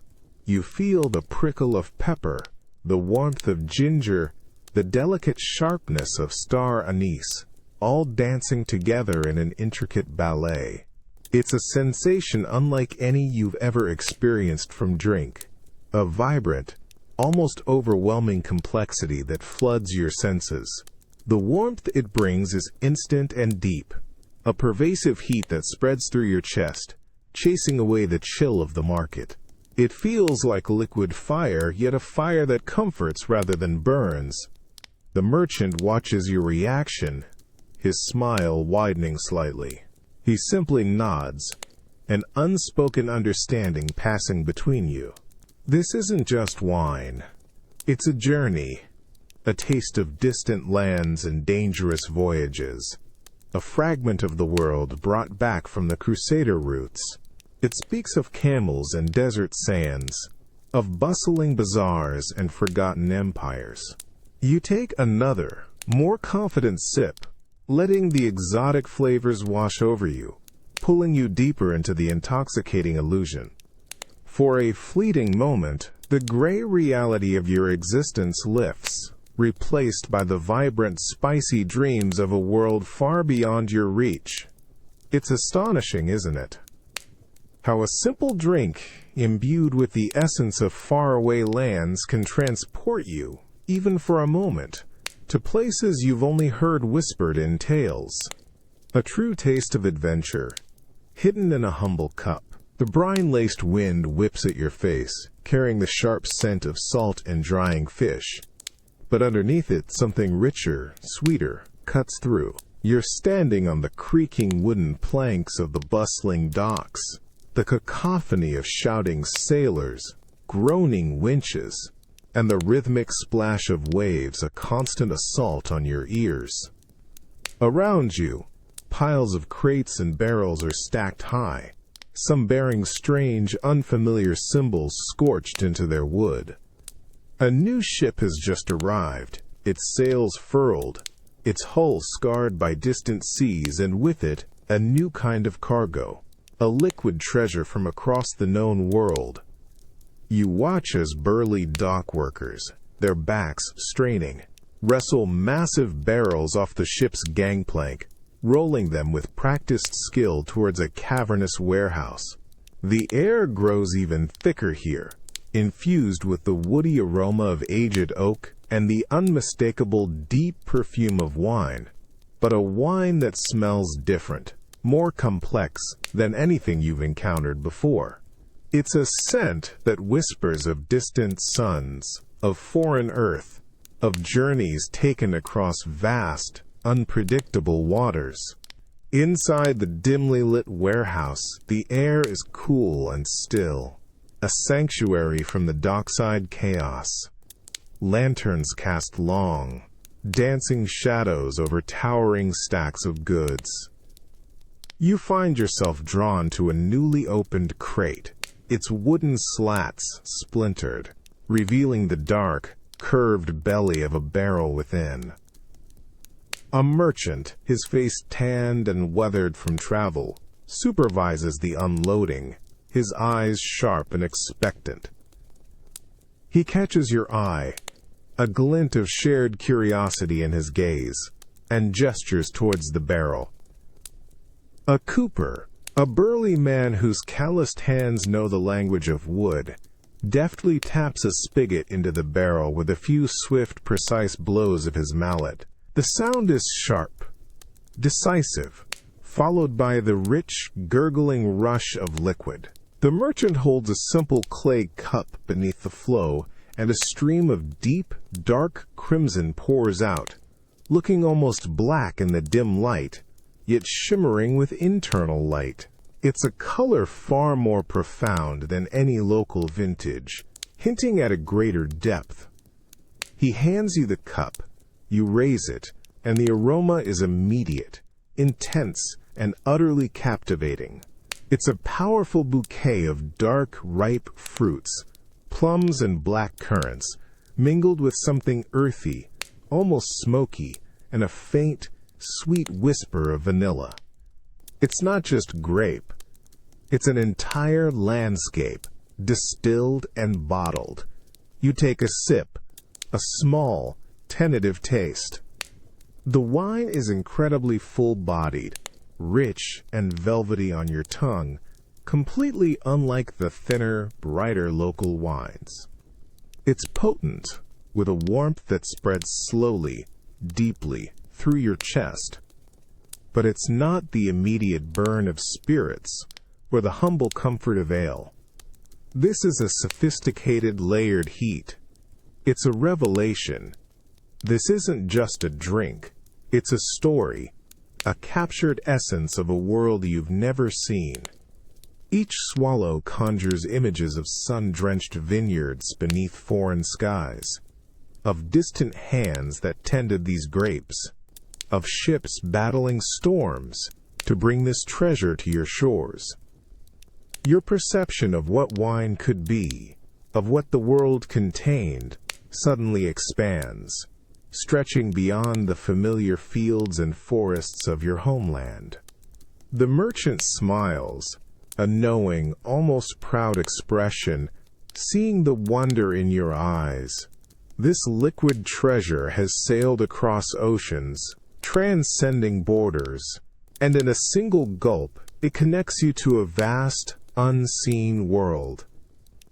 It's a powerful thing, isn't it? How a simple liquid, carried across distant seas, can suddenly redraw the map of your mind, expanding your understanding of the world and all its hidden wonders, one potent, flavorful sip at a time. The wind, sharp and insistent, whips around you, carrying with it the fine, gritty dust of freshly cut stone and the faint, sweet smell of pine from the scaffolding. You are high up, higher than most men will ever stand, perched precariously on a swaying wooden platform. Below, the world shrinks to a distant patchwork of fields and tiny houses, and above, the skeletal ribs of the nascent cathedral reach even further into the gray sky. Your muscles ache with a dull, persistent throb, a constant companion from hours of chiseling and lifting. The rough wool of your tunic scratches against your skin, damp with sweat, despite the pervasive chill that tries to steal the warmth from your bones. The clang of hammer on chisel echoes around you, a relentless rhythm, joining the low groan of ropes pulling stone upwards, and the distant shouts of men working far below. You swing your hammer, feeling the familiar jarring impact travel up your arm, sending vibrations through your entire frame. The stone, cold and unyielding, slowly gives way under your practiced hand, shedding flakes of dust like tiny ghosts. Your hands are raw, calloused, the skin cracked and embedded with a fine layer of stone particles. Your throat, however, feels like the driest desert, a parched, desperate emptiness that even the cold wind can't alleviate. A heavy wooden tankard, condensation beating on its sides, appears in your peripheral vision. It's offered by the apprentice, a boy whose eyes are wide with fatigue and the awe of working on such a monumental task. He says nothing, merely extends the mug, his gaze meeting yours with a shared understanding of the day's grind. You take it, the cool, smooth wood feeling instantly good in your roughened grip. The ale within is thick, dark, and cloudy, its earthy, yeasty aroma a potent promise of relief. It's not a celebration, not a pleasure, but a necessary, vital fuel. You raise the tankard, taking a long, deep gulp. The ale is cool at first, then spreads a rich, comforting warmth down your throat and into your aching stomach. It's heavy, almost chewy, a liquid meal that immediately begins to push back against the gnawing hunger and the persistent thirst. You feel a subtle easing in your shoulders, a slight loosening of the tension that has bound your muscles all morning. The dull ache in your back, always present, seems to recede, if only for a few blessed moments. The world around you, though still demanding and precarious, seems a fraction less daunting. You watch another stonemason further down the scaffolding take his own long drink, wiping his mouth with the back of a hand as gnarled as your own. His movements, though still precise, carry a slight, almost imperceptible sway, a testament to the cumulative effect of the mild, constant brew. Yet, he continues his work, each swing of his hammer landing true, each chisel mark deliberate. This isn't a vice, not up here. It's a tool, a necessary aid to endure the brutal labor, to keep the mind steady and the body functioning, preventing the invisible sickness that clean water cannot. This cathedral, rising slowly, majestically, towards the heavens, is built not just on stone and mortar, but on endless gulps of thick, life-sustaining ale. It's a powerful thought, isn't it? That these soaring sacred structures, meant to reach God, are meticulously carved and lifted by human hands, steadied, nourished, and sometimes even slightly intoxicated by the very drink that keeps them safe from the earth's silent poisons.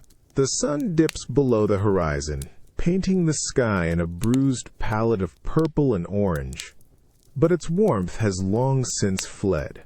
A deep, bone-weary fatigue settles over you, a familiar weight that pulls at every muscle, every joint.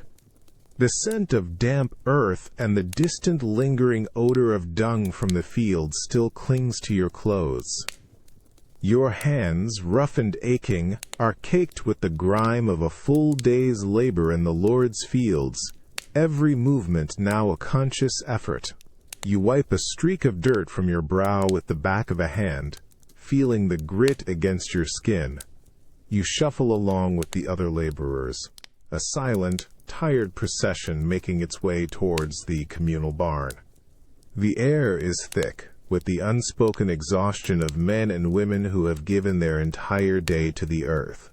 There are no coins jingling in your pouch, no glint of silver or copper to mark a day's wages. Your payment will not be in metal, but in a liquid more precious, more essential than any coin. As you reach the barn, a large, weathered man, the reeve, stands by a massive wooden barrel, a ladle in his hand. The barrel, its surface dark and scarred, exhales a rich, malty aroma, a hearty promise that reaches out, and wraps itself around your senses. Cutting through the fatigue, he gives you a stern, tired nod, and you step forward, holding out your empty wooden tankard. It's a simple, unadorned vessel, scarred like your hands, its surface smooth from countless fills and empties. The reeve dips the ladle deep into the barrel, drawing forth a frothy amber liquid. It's dark, almost opaque, and looks substantial, a liquid meal in itself. He pours it into your tankard, filling it generously to the brim, the sound a low, satisfying gurgle. The weight of the full tankard in your hand feels profoundly reassuring, a tangible reward for hours of back-breaking toil.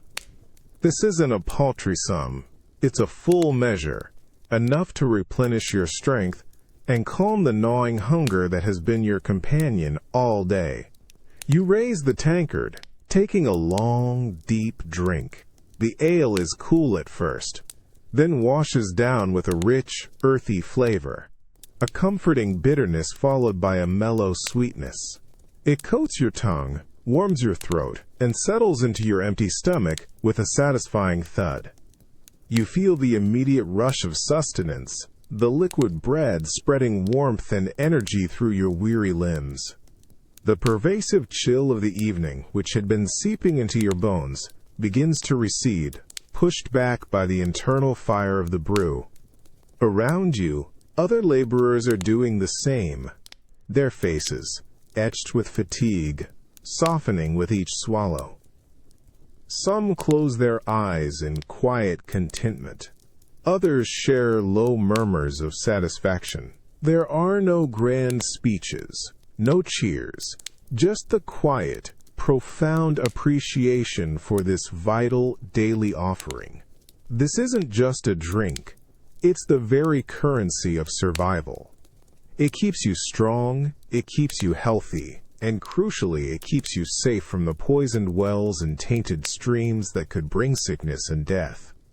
It's the essential fuel that allows you to rise again tomorrow, to face another day of relentless labor, building not just the Lord's wealth, but the very foundation of your existence. It's a powerful realization, isn't it? That your sustenance, your safety, your very ability to live and work is directly tied to this liquid payment. A potent reminder of a world where value is measured not just in coin, but in the most fundamental needs of the body and the liquid that answers them. A brutal, rhythmic hammering assaults the inside of your skull, each thud sending a fresh wave of nausea through your entire body. The smell is the first thing that truly registers. A foul concoction of stale ale, putrid refuse, and a sharp, metallic tang you dread to identify. Your tongue feels like a dry, furry rag stuck to the roof of your mouth. A profound, aching cold permeates every inch of your being. A deep, pervasive chill that seems to emanate from the very ground you're lying on. You try to move, but your limbs feel heavy, unresponsive, like leaden weights. Your head lolls to the side, and your cheek presses against something wet, gritty, and undeniably freezing. It's mud. Cold, slimy, utterly repulsive medieval mud, seeping through your thin garments. You let out a low groan, the sound raw and unfamiliar, echoing strangely in the narrow confines of the alley. The walls around you, rough-hewn stone and rotting timber, seem to spin for a moment, blurring into a dizzying smear of gray and brown. Your eyes, reluctant to open, finally peel apart, blinking against the weak, gray light of dawn. The world is a blurry, distorted mess. A dull, throbbing ache sits behind your eyes, a constant, insistent pressure that makes every flicker of light feel like a fresh assault. You see rough cobblestones, slick with grime, a discarded wooden bucket, and the distant, shadowy outline of a rat scuttling away into the deeper shadows. The air is still, heavy with the lingering stench of last night's revelry and the underlying decay of the city. The hammering in your head intensifies, each beat a painful reminder of the oblivion you sought. You push yourself up, slowly, painfully, your muscles protesting with every inch of movement. Your stomach lurches, threatening to betray its contents, and you close your eyes tightly, willing the nausea to recede. The rough wool of your tunic feels clammy, clinging uncomfortably to your skin. You feel a strange prickling sensation on your hands and face, as if tiny insects are crawling on you. A chilling thought you quickly push away. A desperate thirst grips you, a primal, overwhelming need for moisture that dwarfs even the pounding in your skull. You yearn for something clean, something pure, anything to wash away the foul taste in your mouth and the lingering shame that begins to creep in around the edges of your alcohol-fogged mind. But you know the water here, in this alley, in this city, is no salvation. It's a different kind of poison. You finally manage to sit upright, leaning against the cold, damp stone wall. Your head hangs heavy, spinning with every tiny shift of perception. The world feels utterly wrong, askew, a twisted reflection of the vibrant chaos from the night before. The brief, intoxicating freedom, the fleeting joy, is gone, replaced by this crushing weight of physical agony and the raw, undeniable realization of where you are. Alone, in a freezing, filthy alley, paying the bitter price for a night of forgetting. It's a cruel awakening, isn't it? To find yourself stripped bare of all the temporary comforts, left with nothing but the brutal, undeniable reality of your own body, and the harsh, unforgiving truth of the world around you. The cost of a moment's escape sometimes is far greater than the fleeting pleasure it offered. The rising sun, usually a welcome sight, now feels like a burning forge behind your eyelids. Each ray, a fiery spear aimed directly at the pounding, throbbing mass inside your skull. The bitter taste in your mouth persists, a constant reminder of last night's indulgence. Every muscle in your body screams in protest, stiff and cold from hours spent on the unyielding ground. You push open the creaking door of your humble home, and the crisp morning air, usually refreshing, feels like needles pricking your skin, sharpening the edges of your nausea. The sounds of the village stir around you, distant at first, then growing sharper, more insistent. The lowing of cattle, the chatter of early risers, the rhythmic thud of a nearby blacksmith's hammer. Each noise is an unbearable assault, reverberating through your skull with agonizing clarity.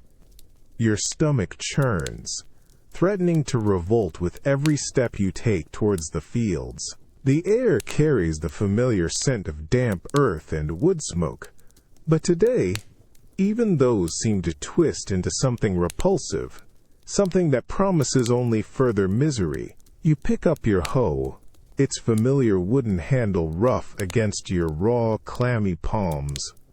The weight of it feels immense, as if it's suddenly doubled, a monstrous burden you barely have the strength to lift. The thought of plunging it into the cold, resistant earth again and again for hours on end sends a wave of despair through you. Your head throbs relentlessly, a constant, insistent drumbeat that drowns out all other thoughts except for the desperate longing for oblivion, for the sweet, blessed darkness of sleep. You join the other laborers in the field, their faces blurred outlines in your peripheral vision. You avoid their gazes, knowing your own face must be a mask of green pallor and raw agony. The sun, climbing higher, beats down with relentless intensity, turning the simple act of standing upright into a monumental challenge. Each swing of the hoe sends a jolt up your arms, a jarring tremor that seems to shake your very bones, making your already fragile stomach clench in protest. Your movements are slow, clumsy, lacking the usual rhythm and precision. A persistent, burning thirst gnaws at your throat, a desperate need for something, anything, to wash away the lingering bitterness. You yearn for the refreshing coolness of water, but the river you know holds sickness, a far more insidious poison than the one currently raging in your veins. So you endure, forcing yourself to move, to lift, to hack at the unyielding soil, each action a penance for the fleeting joy of the night before. This isn't just work. It's a punishment, a painful, drawn-out cleansing. The day stretches before you, an endless, arduous test of will. Your body is a betrayal, poisoned and rebelling, but your spirit, though battered, has no choice but to push forward.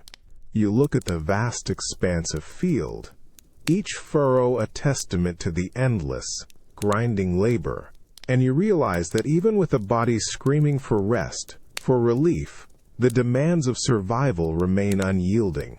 The sun continues its ascent, a silent, indifferent witness to your suffering. It's a brutal lesson, isn't it? That even the safest of medieval choices, the choice to drink, carries its own heavy cost. The sweet escape of one night becomes the bitter penance of the next, reminding you that true survival often means enduring the twin poisons of the world and your own fleeting desires. A sudden, splintering crash rips through the quiet hum of the village, a sound so jarring it makes you jump, sending a jolt of alarm through your entire body. It's followed by a chorus of gasps, then the heavy thud of heavy boots, and a furious guttural roar that seems to echo through the very air. The scent that immediately follows is unmistakable. The sweet, earthy aroma of freshly spilled ale, now mingled with the sharp tang of wet wood and a chilling undercurrent of fear.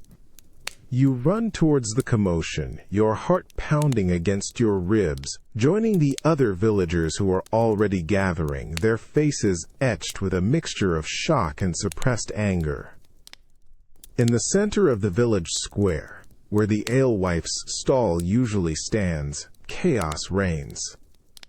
A massive oak barrel, its iron hoops burst, lies shattered on the cobblestones, its golden contents pooling rapidly across the ground, mingling with mud and trampled straw. The rich, familiar scent of the village's lifeblood now fills the air, but it's a scent of waste, of destruction. Standing over the ruined cask, his face a mask of purple fury, is the lord of the manor. His elaborate tunic is rumpled, his usually composed features twisted into a snarl, his heavy boots already stained with the spilled brew. Around him stand his grim-faced guards, their hands resting on the hilts of their swords, their eyes scanning the bewildered crowd, daring anyone to protest. You see the alewife, her hands clasped tightly, her face pale, her gaze fixed on the wasted liquid, a silent, heartbroken witness to the destruction of her livelihood. The Lord points a trembling finger at the shattered barrel, then sweeps his arm across the silent village. His words, when they come, are clipped, sharp, laced with venom. He speaks of idleness, of debauchery, of wasted coin and dereliction of duty. He speaks of new orders, of clean living, of the need for sobriety and devotion to work. His voice, usually firm, now shakes with a righteous, terrifying anger. But as he speaks, you can't help but notice the fine leather pouch at his own belt. undoubtedly filled with coin for his own imported wines, his own safe drinks. A wave of dread washes over you. This isn't just about one smashed barrel. It's about control, about power. The life-giving brew, the safe drink that sustained you, nourished your children, and offered solace after endless toil, is suddenly declared a sin. The golden liquid, usually a symbol of comfort, now lies wasted, reflecting the grim, unforgiving sky. Your gaze falls on the puddles of ale, slowly soaking into the earth, its earthy sweetness slowly fading, leaving behind only the damp, cold ground. It feels like a piece of your very existence is being trampled. You look at the faces of the other villagers. Their expressions are a mixture of fear, confusion, and a quiet, simmering resentment. They exchange uneasy glances, their bodies tense, their hands clenched. The immediate question hangs heavy in the air. What will replace this vital liquid? How will you quench your thirst, nourish your bodies, and find solace in a world where even the most basic, safest choice is now forbidden? The Lord's decree is more than a prohibition. It's a terrifying unmaking of your established world, leaving you utterly vulnerable. It's a chilling moment, isn't it? To witness the arbitrary power of a single person shatter the very foundation of communal survival, transforming a life-sustaining necessity into a condemned vice, leaving you to face an even greater, invisible threat.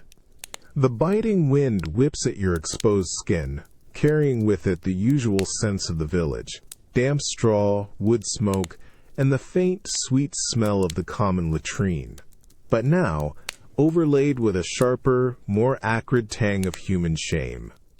You stand in the center of the village square, not by choice, but because your feet are locked into the rough-hewn timbers of the stocks. Your wrists are clamped tight above your head, pulling painfully at your shoulders, forcing your neck into an agonizing, unnatural position. Your mouth is dry, parched, a raw cavern of unquenched thirst. A dull, persistent ache pulses through your entire body, a painful echo of the previous night's desperate attempt to forget the Lord's arbitrary decree. You had sought the familiar comfort of ale, the hidden supply you thought safe, and now, here you are. The rough wood against your neck and ankles chafes, raw and unforgiving, each movement sending a fresh wave of agony through your stiff limbs. The cold, damp air seeps into your bones, intensifying the shivers that run involuntarily down your spine. The sounds of the village are no longer the comforting hum of daily life. Now, each creak of a cartwheel, each distant cry of a child, feels magnified, sharper, piercing. The murmurs of the villagers as they pass by are no longer indistinct background noise. You feel their gazes, 100 tiny pinpricks on your exposed skin, sharp and relentless. Some stare with open disapproval, their faces tight with judgment. Others quickly avert their eyes, a fleeting flicker of pity or perhaps recognition of their own vulnerability before hurrying past. You try to focus on a crack in the wooden beam before you, anything to escape the weight of their collective stares, but the image blurs with the effort. Suddenly, a small, hard clod of mud strikes your cheek, followed by a childish giggle. You flinch but can't move your hands to wipe it away. A wave of burning humiliation washes over you, hotter than any ale. You hear a low tease from an older woman, a quick, almost sympathetic shake of the head. It's not just the physical discomfort. It's the crushing weight of public shame, The raw exposure of your desperate need laid bare for all to see. Your private thirst, your quiet defiance, has been transformed into a public spectacle, a stark warning to all who might consider challenging the Lord's decree. You close your eyes, trying to conjure the taste of ale, the sweet, earthy comfort that was once so readily available, so essential. But all you taste is the dry, bitter dust of humiliation and the metallic tang of unquenched thirst. This isn't just a punishment for drinking. It's a systematic stripping away of your dignity, a visceral reminder of who holds the true power. The discomfort is immense, but the feeling of utter helplessness, of being utterly exposed and vulnerable, is far worse.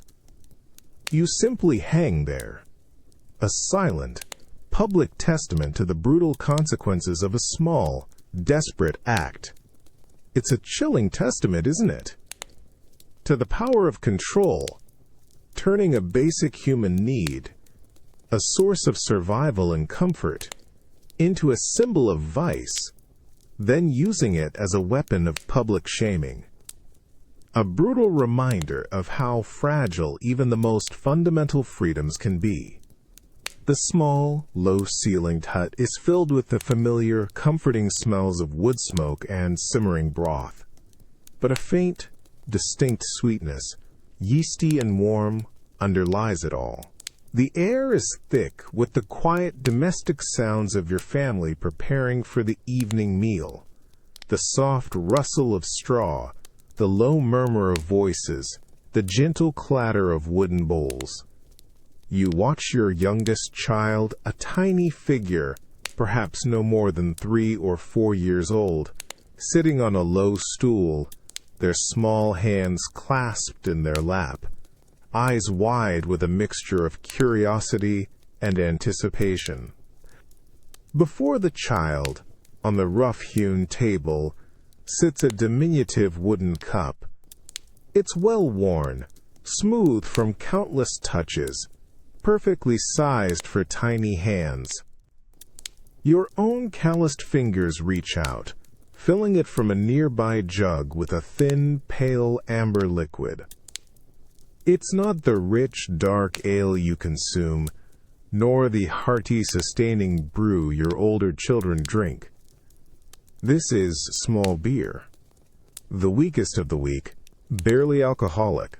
Its color, a watery gold, almost transparent against the dim light of the hut. It smells faintly of malt, a ghost of a proper brew, a whisper of yeast and cooked grain, but mostly just wet, like clean water.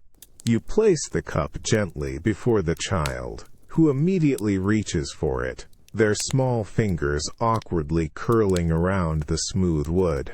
Their eyes, bright and innocent, look up at you, a silent question. You offer a reassuring nod, and they mimic your own actions, lifting the cup with a surprising steadiness. The liquid sloshes a little, but they manage to bring it to their lips, their tiny nose wrinkling slightly at the new scent. The first taste is tentative, a small, almost imperceptible sip. Their brow furrows in concentration, then relaxes. There's no dramatic reaction, no grimace of distaste, nor a rush of pleasure. It's just wet, a watery thinness, a faint echo of malty sweetness, quickly swallowed. They take another sip, then another, their small throat working with each gulp. You watch, your heart swelling with a mixture of relief and a quiet sadness. This isn't a celebratory drink. This is a rite of passage, a necessary introduction to survival, in a world where pure, safe water is a deadly illusion. This small beer, almost indistinguishable from water in its appearance and weakness, is their shield. It's a safeguard against the hidden poisons in the wells and rivers, a daily protection against the pervasive sickness that stalks every village. You see their small, round face relax. The persistent thirst that always seems to cling to children in this harsh world, finally quenched. It's a quiet, profound moment, devoid of grandiosity, yet brimming with the weighty truth of medieval life. The child finishes the cup, a tiny ring of moisture left on their lip, and looks up at you again, a small, satisfied sigh escaping them. It's a simple act, yet it's a powerful one. This humble, watery brew isn't just about liquid. It's about life, about a careful, deliberate act of love, ensuring their safety in the most fundamental way possible. It's a reminder of the preciousness of every safe drop.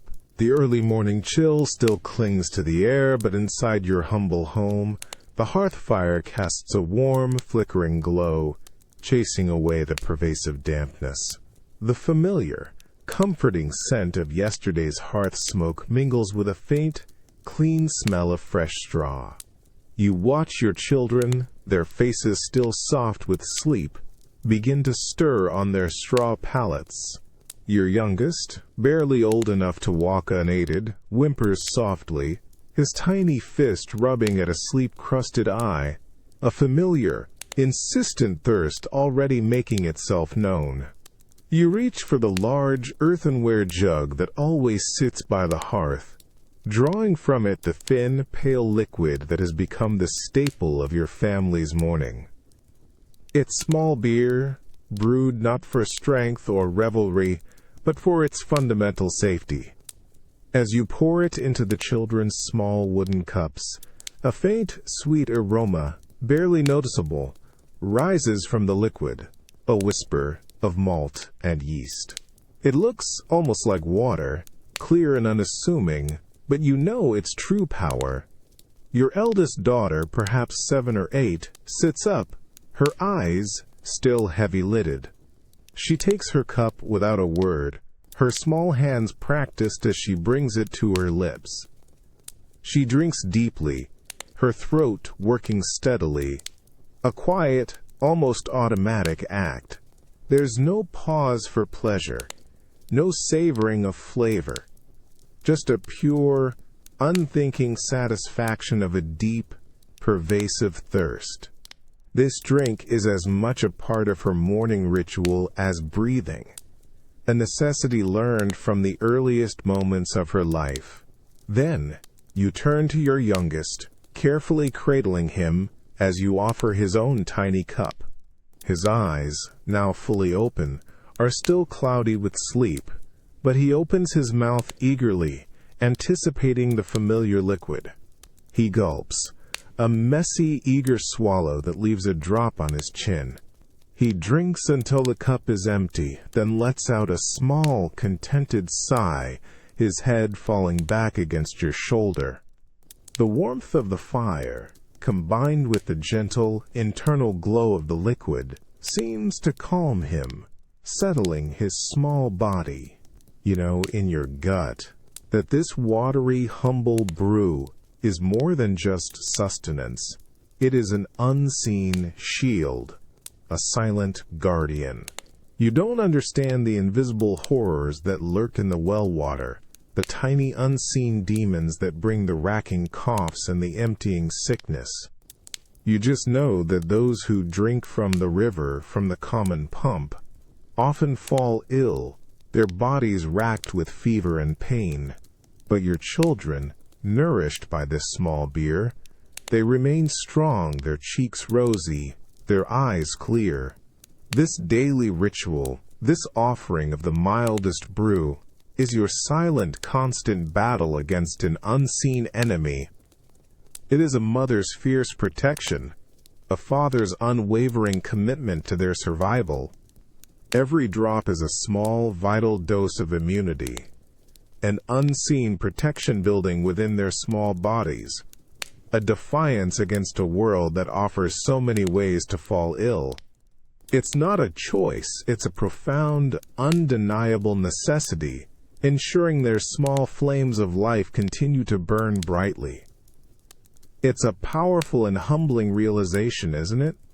that in a world without understanding of unseen threats, human ingenuity found its own way, transforming the simple act of brewing into a daily, life-saving ritual, an unspoken pact against the invisible forces of disease, all contained within the humble confines of a mug.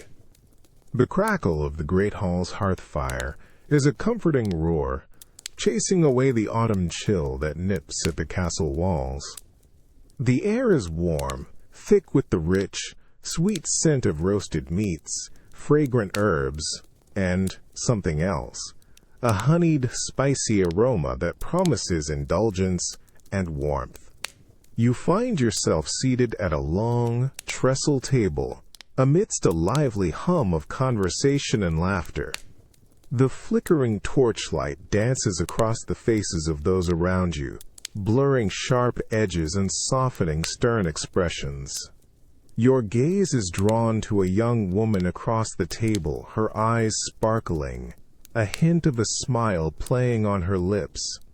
She is the daughter of a neighboring lord, brought here for a week of carefully orchestrated introductions. The formality that usually binds such encounters has begun to loosen, replaced by an easy, almost intimate atmosphere. A servant approaches, carrying a large, ornate silver pitcher, steam gently rising from its mouth. He pours a deep, golden liquid into the heavy pewter goblets before you and the young woman. As the liquid fills your goblet, the sweet, heady scent of honey and a complex blend of warm spices rises to meet you. It's rich, potent, unlike the usual table wine or daily ale. This is spiced mead, brewed with care, infused with cinnamon, cloves, and perhaps a touch of ginger. A drink of celebration, of special occasions, designed to warm the body and loosen the tongue. You feel the immediate warmth of the goblet in your hand, its surface radiating a gentle heat that seeps into your palm. You lift the goblet, taking a tentative sip. The mead is intensely sweet, a burst of concentrated honey flavor, quickly followed by a pleasant, fiery kick of spices that spreads a delightful warmth through your mouth and down your throat. It's surprisingly smooth, yet undeniably potent, its strength a subtle, creeping warmth that begins to settle deep within you. You feel a gentle loosening in your chest, a melting of the day's tensions, and a subtle shift in your perception of the room, which now seems to glow with a softer, more inviting light. You glance across at the young woman. She takes her own sip, her eyes closing momentarily in appreciation, a faint flush rising to her cheeks. When she opens them, her gaze meets yours, and the polite guardedness has softened, replaced by a genuine, unburdened openness. Her smile is wider now, more radiant. The conversation between you flows more easily, words finding their way without effort, lightened by the honeyed warmth. Jokes are shared, stories are told, and for a few precious hours, the weighty implications of lineage and arranged alliances recede. The mead, steadily consumed, acts as a gentle, intoxicating balm, dissolving the rigid social barriers and easing the path towards a more personal connection. Under its influence, the carefully constructed facades begin to crumble, allowing for a glimpse of the real people beneath. It's a sweet, delicious haze, a pleasant blurring of the lines, where the future feels less like a calculated negotiation and more like a shared, intoxicating possibility. The warmth in your chest is no longer just from the drink. It's from the shared moment, the blossoming connection. It's a curious thing, isn't it? How a simple drink, crafted from honey and spice, can become such a powerful catalyst, warming not just the body, but also the spirit, making connections easier and turning the cold calculations of a formal courtship into something truly warm and inviting. The smoky, stale air of the tavern presses in around you, heavy with the cloying scent of spilled ale, unwashed bodies, and the lingering acridity of cheap pipe tobacco. It's late, and the raucous energy of earlier in the evening has settled into a lower, more conspiratorial hum. You're huddled in a dim corner, the flickering candlelight barely reaching your faces, at a table sticky with countless past spills. Around you, the usual clatter of tankards and muffled laughter still floats, but here, in your small circle, a different kind of tension has begun to brew.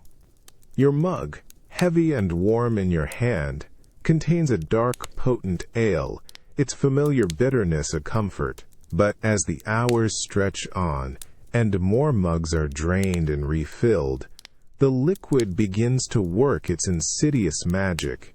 The guard, a burly man known for his tight lips and stern demeanor during the day, now leans heavily across the table, his face flushed, his eyes wide and slightly unfocused.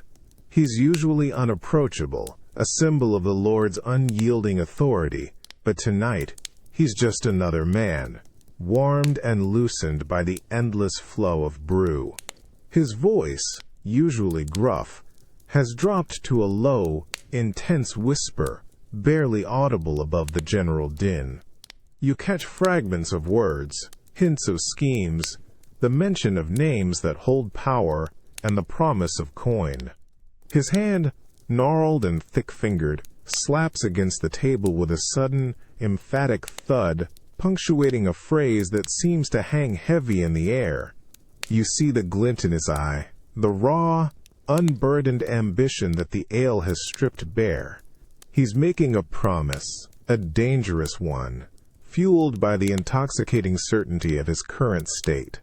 Beside him, the merchant, usually shrewd and calculating, nods eagerly, his own eyes gleaming with a mixture of greed and a fear he can't quite suppress. He takes a long gulp from his mug, as if to fortify himself against the very words being spoken. You feel a prickle of unease at the back of your neck. The line between harmless tavern talk and grave consequence has thinned to nothing. The other men at the table shift uneasily, their glances darting between the speaker and the shadows, a silent recognition of the peril in the air. They sip their own drinks, trying to appear nonchalant, yet their bodies are rigid with a sudden, sobering apprehension. The guard finishes his pronouncement with another heavy thud of his fist, a final, definitive statement.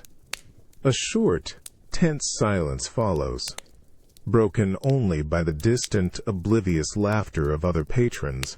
The air in your small corner feels heavy, charged with the weight of unspoken agreements and the potential for utter ruin. The ale, which moments ago offered warmth and escape, now feels like a dangerous catalyst, a liquid demon that has twisted friendships into dangerous alliances, and fleeting courage into reckless promises. You feel the cold clamminess of sweat on your brow, the sharp, sudden jolt of adrenaline cutting through the dulling effects of the alcohol.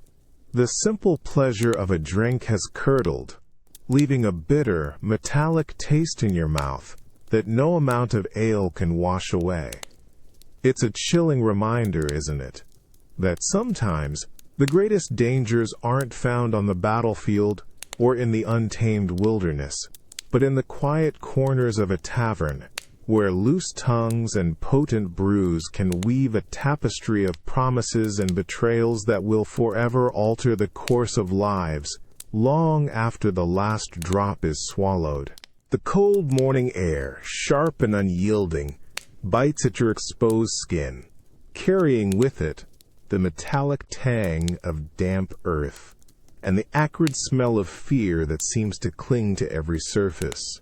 A low, guttural murmur rises from the huddled crowd, a collective breath held, then slowly exhaled. Your feet are planted firmly on the cold, packed ground, but a tremor runs through your entire body, a vibration that echoes the deep, rhythmic beat of your own pounding heart. Before you, stark against the gray, unforgiving sky, stand the gallows, rough-hewn timbers, dark and ominous, a silent, brutal promise. You watch the condemned man being led forward, his head bowed, his movements slow and shuffling. His hands are bound, his clothes ragged, but there's a flicker of defiance, or perhaps just profound weariness, in the way he carries himself. The executioner, a hulking figure masked in black, stands beside the gallows, his presence a chilling premonition.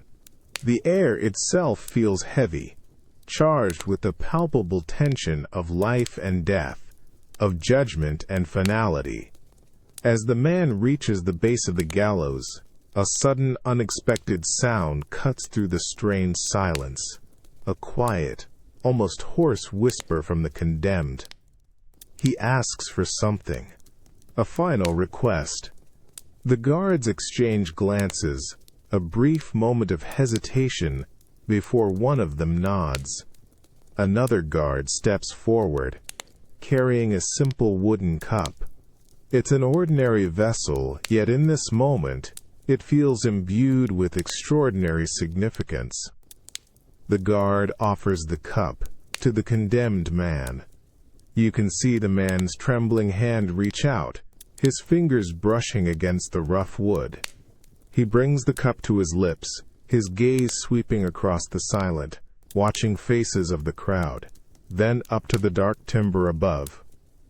He inhales deeply, and you catch a faint, vinous scent, a subtle sweetness that seems utterly out of place in this grim tableau. It's not the robust ale of the tavern, nor the fiery spirit of the soldier's flask. This is wine, likely a common rough vintage, but in this moment, it's a final, fleeting grace. He drinks. A long, shuddering gulp. You watch his throat work, a powerful, convulsive movement. The liquid is deep red, almost black against the pale wood of the cup, and as he swallows, a shiver runs through his frame, not of cold, but of something deeper. His eyes, when he lowers the cup, are no longer defiant, nor completely weary. They hold a strange, hazy glaze, a subtle softening of the sharp edges of his fear. A faint flush rises to his pale cheeks, a temporary bloom of artificial warmth against the cold grip of death. He takes another, shorter sip, and then his hand drops, the empty cup falling to the muddy ground with a dull thud, unnoticed. His head lolls back slightly. His gaze fixed on nothing in particular, his body momentarily released from its stark terror. The wine has worked its magic, dulling the sharp edges of his impending fate, offering a brief, intoxicating reprieve from the crushing weight of his final moments. He stands a little straighter now, not with courage, but with the strange, detached dignity that comes from a mind momentarily unburdened. It's a chilling realization, isn't it? That even at the very precipice of death, in a world where true salvation feels distant, a simple drink can offer a final, fleeting mercy, a temporary veil against the ultimate horror, a fragile moment of peace before the final, brutal end. The air around the gallows is still heavy with unspoken tension, but a subtle shift has occurred. The condemned man, his face now flushed with the cheap wine, stands a little straighter, his previously rigid posture softened by the potent liquid. His eyes, though still unfocused, hold a strange, distant calm, a veil drawn between him and the grim reality of his final moments. The low murmur from the crowd has subsided into an almost reverent silence, a collective anticipation for the inevitable. You watch as the executioner, a figure of dark purpose, steps forward. He moves with a slow, deliberate rhythm, a well-rehearsed dance of finality. He reaches for the rough hemp rope, its fibers thick and coarse, coiling it with a practiced hand. The sound of the rope dragging against the wood of the gallows is a dry, rasping whisper, sending a shiver down your spine. Your own throat feels tight, a sudden, inexplicable dryness making you swallow hard. The executioner approaches the man, his movements unhurried, almost gentle. He drapes the rope around the condemned man's neck, the heavy knot settling just beneath his ear. The man flinches. A tiny, almost imperceptible tremor, but his eyes remain fixed on some unseen point above the crowd, his gaze hazy, detached. The wine, you realize, has indeed done its work, not erasing the fear entirely, but pushing it to a distant, muffled corner of his mind. He seems to exist in a strange, alcohol-induced limbo, spared the full, searing agony of pure terror. A heavy silence descends, profound and absolute, broken only by the soft, mournful sigh of the wind. The executioner steps back, his hand resting on the lever of the trapdoor. You hold your breath, your muscles tense, your gaze fixed on the man. His lips move slightly, as if attempting to form a word, or perhaps a prayer, but no sound escapes. His head lolls a fraction. A final, weary submission, his eyes still holding that distant, wine-induced calm. He is no longer truly present, his mind cloaked in a merciful, alcoholic haze. The lever creaks, a sharp, grinding sound that echoes shockingly loud in the silence. Then, a sudden sickening drop, a heavy thud, and the gallows sway. The crowd collectively gasps, a sharp, ragged sound that quickly fades into a stunned, horrified silence. The scene before you is brutal, final, yet it feels strangely muffled, almost surreal, softened by the memory of the wine and the man's detached gaze. The silence that follows is immense, a heavy blanket that settles over the entire scene. You look around at the faces of the crowd. Some are grim, others turn away, unable to bear witness. But there's also a subtle understanding, a shared acknowledgement that a final, bittersweet mercy had been offered. The wine, in its simple, potent way, had silenced a man's fear, making the inevitable, if not easy, then at least bearable, in those last agonizing moments. It's a stark, unsettling thought, isn't it? That in a world with so little comfort, so little understanding of true pain relief, a simple drink could be both a judge's silent mercy and a tool to ensure a quiet, undramatic end. A final act, where the very act of intoxication becomes the most profound and perhaps most disturbing form of solace. The pervasive scent of stale ale and sweat hangs heavy in the air, a thick, cloying blanket that seems to cling to your clothes and hair. You stand at the edge of the tavern's common room, leaning against a rough-hewn support beam, its rough surface cold against your cheek. The cacophony of voices, the boisterous laughter, the off-key singing, all wash over you, a ceaseless tide of sound that grates on your heightened senses. Every clatter of a tankard, every shouted jest, seems to echo with an unnatural sharpness. Unlike everyone else, your head is clear, painfully so. Your eyes, unclouded by the golden haze that dulls the perceptions of those around you, take in every detail with a piercing clarity. You see the subtle sway in a man's stance as he boasts loudly, his arms slung around a comrade whose eyes are already half closed.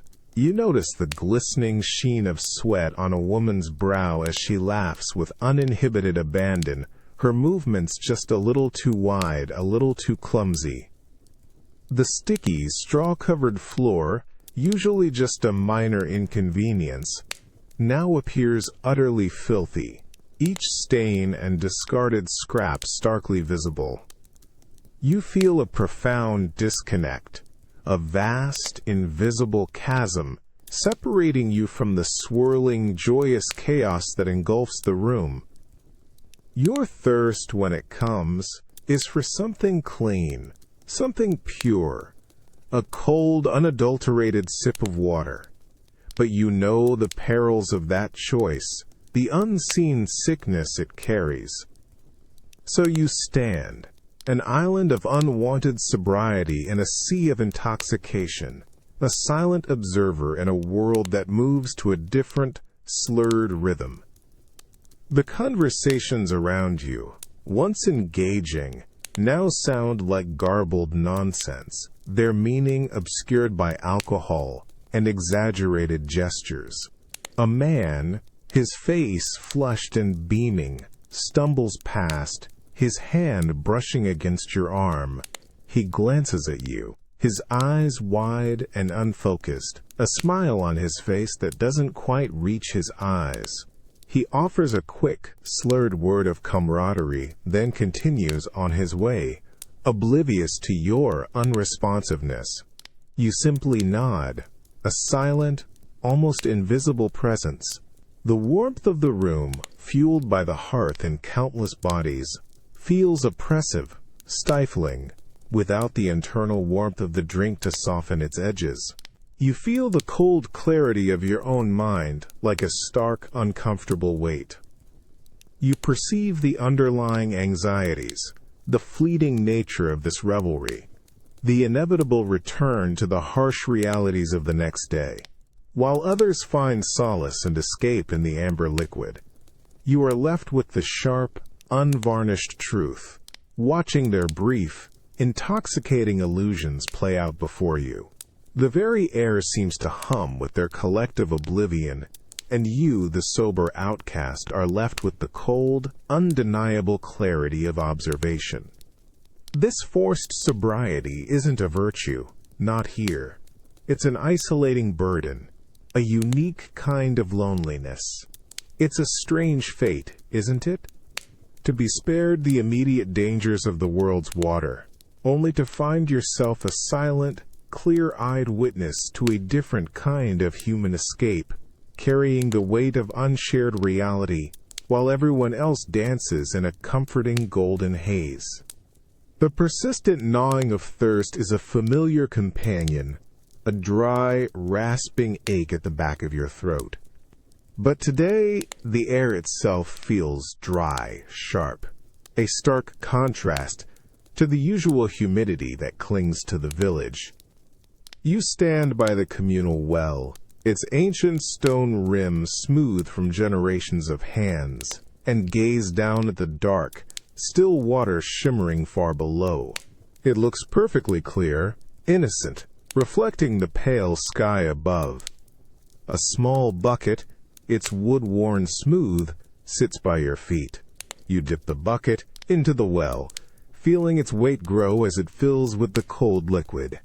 The rope scrapes against the rough stone as you pull it up, the sound strangely loud in the quiet afternoon. The water, when it emerges, is indeed crystal clear, sparkling with an almost deceptive purity. It has no smell, no hint of the familiar malty sweetness of ale, nor the earthy aroma of wine. It's just water, clean, pure, and terrifying. A shadow falls across the well, and you look up. It's an older woman, her face a map of sun-weathered wrinkles, her eyes sharp and knowing. She carries her own small jug, but her gaze is fixed on your bucket, and then on you. There's no accusation in her eyes, but a subtle, unmistakable suspicion. A faint tightening of her lips, a slight drawing back of her shoulders. She says nothing, but her presence, her silent scrutiny, speaks volumes. You feel a prickle of unease at the back of your neck. To drink only water in this village in these times is to invite whispers. It's to declare yourself an outsider, to reject the common bond of the brew. You know the risks. You've seen the sickness, the racking coughs, the feverish sweats, the sudden, terrible emptiness that comes from the unseen poisons in the water. But your stomach, raw and protesting from yesterday's forced imbibing, cries out for something truly pure, something simple. You lift the bucket, the cold metal handle biting into your palm. You hesitate, your gaze still meeting the woman's, a silent battle of wills playing out. Her stare is unyielding, questioning. You can almost hear the unasked questions in her mind. Is he ill? Is he devout? Is he simply strange? In a community bound by shared customs, by the daily ritual of ale, your abstinence from it sets you apart, marking you as peculiar, perhaps even dangerous. You are a deviation, a puzzle that the village collective finds unsettling. Finally, with a sigh that feels heavier than it should, you pour a small amount of the water into your hands. It's icy cold, a shock against your skin, and you cup it quickly to your lips.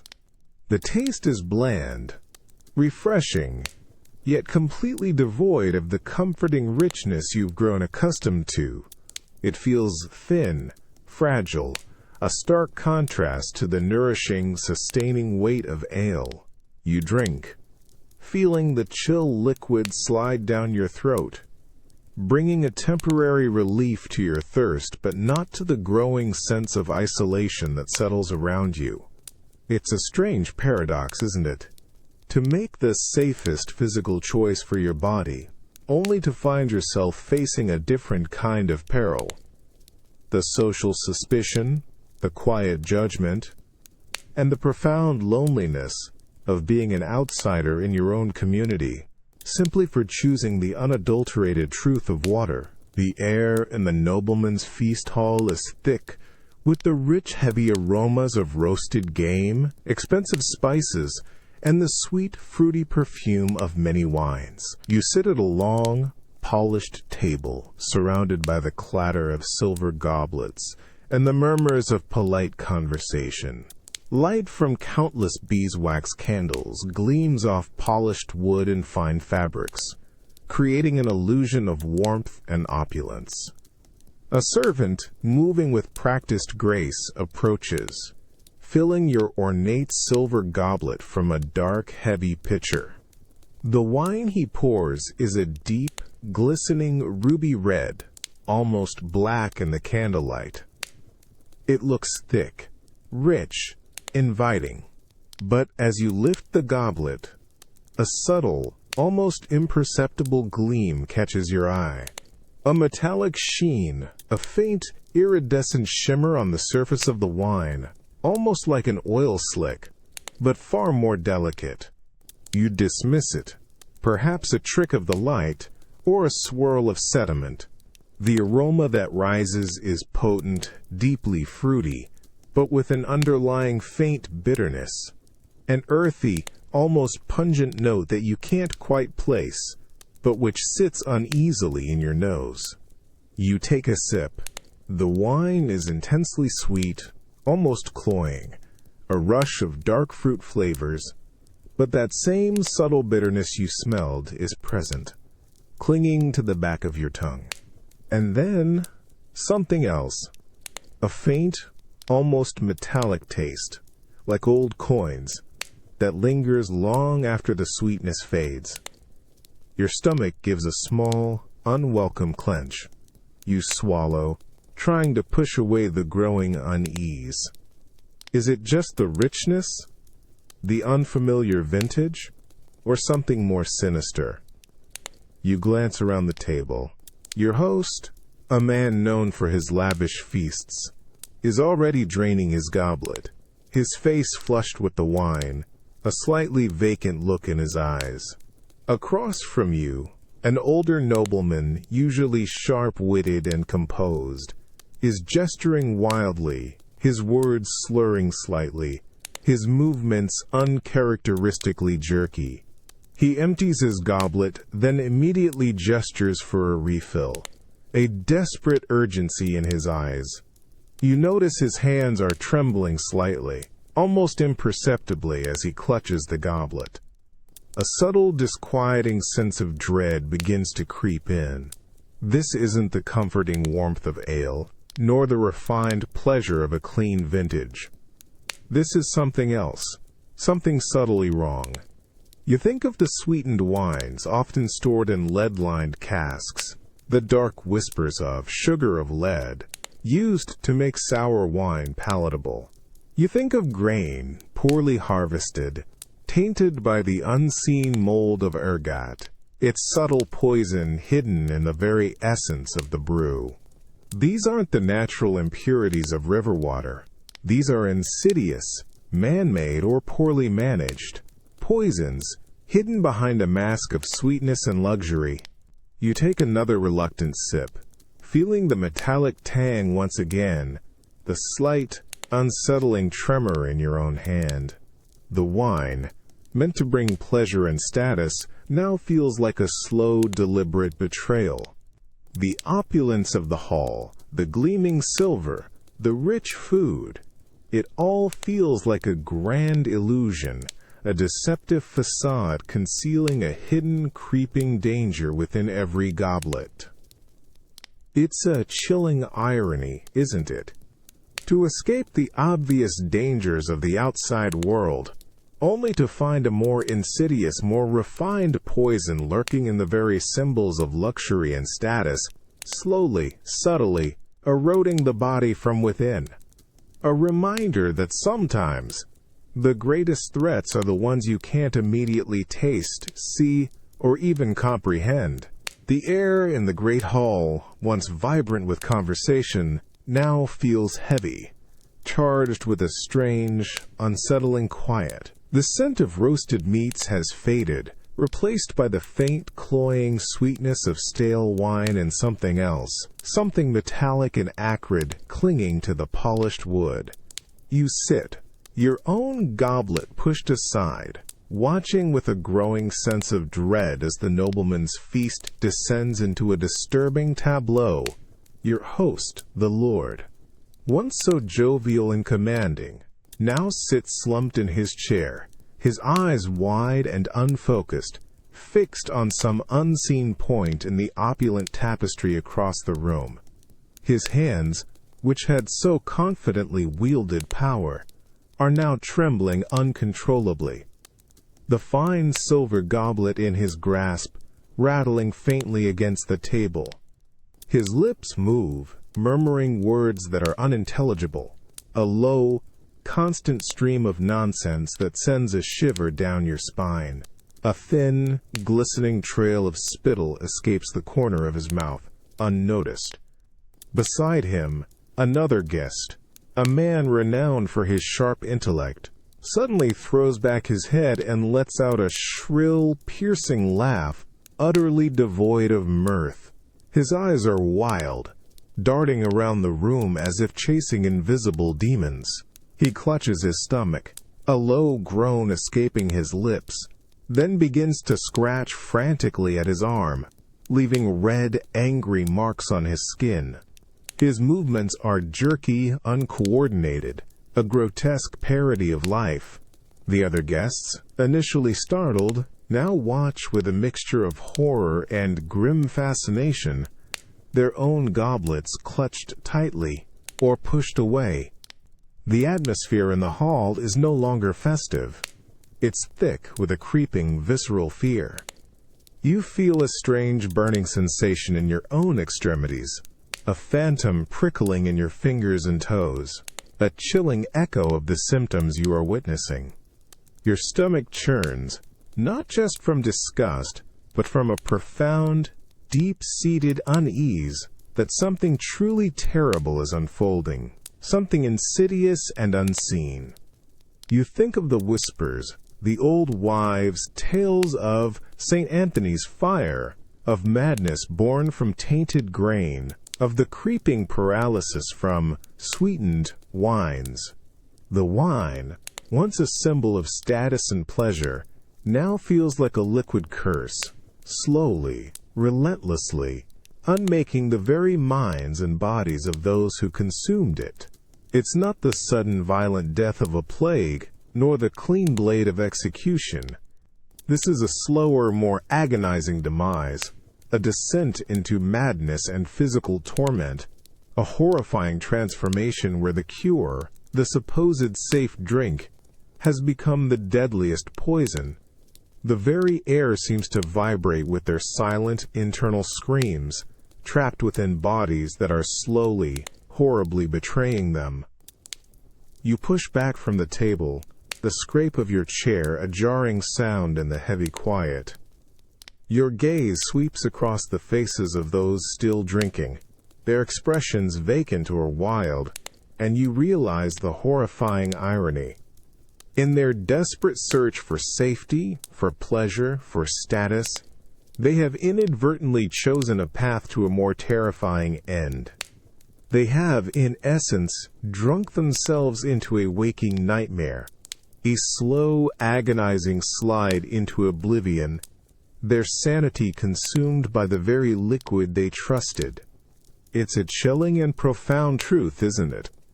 That in a world grappling with obvious dangers, the most insidious threats can lie hidden in plain sight, transforming the very act of seeking safety and comfort into a horrifying, irreversible journey towards a slower, crazier death. The profound, inky blackness of the medieval night presses in around you, absolute and unforgiving.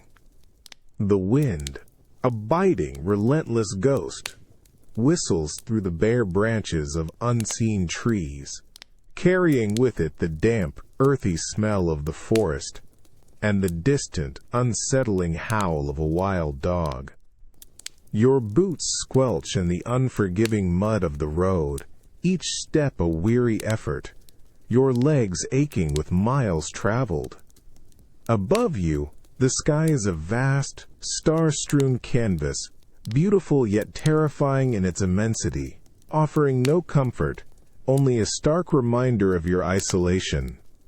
Your stomach growls, a hollow, insistent ache, but it's the cold, deep in your bones, and the pervasive sense of vulnerability that truly gnaws at you. The road is a ribbon of darkness, leading to an unknown destination, its shadows concealing unseen perils. You clutch your meager satchel tighter, a futile gesture against the imagined threats lurking just beyond the reach of your sight. Despair begins to creep in, a cold, insidious tendril twisting in your gut. Then, a sound. Faint at first, a rhythmic, almost musical creak. You stop, straining your ears against the wind, hardly daring to breathe. There it is again, louder this time, a gentle, protesting groan of wood on metal, carried on the wind. And with it, a faint, undeniable glow, a ruddy warmth struggling against the oppressive blackness. It's the creak of an inn sign, a sound that, in this moment, feels like a direct answer to a desperate prayer. Overwhelming relief washes over you, a sudden, powerful wave that makes your knees feel weak. The cold that has been gnawing at you for hours seems to recede, replaced by a surge of hope. You quicken your pace, despite the aching muscles, drawn by the beacon of light and sound.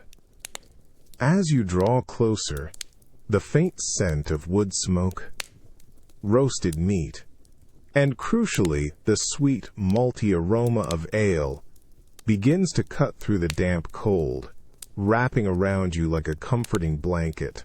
The inn itself is a squat, sturdy building, its windows glowing like warm, inviting eyes in the vast darkness.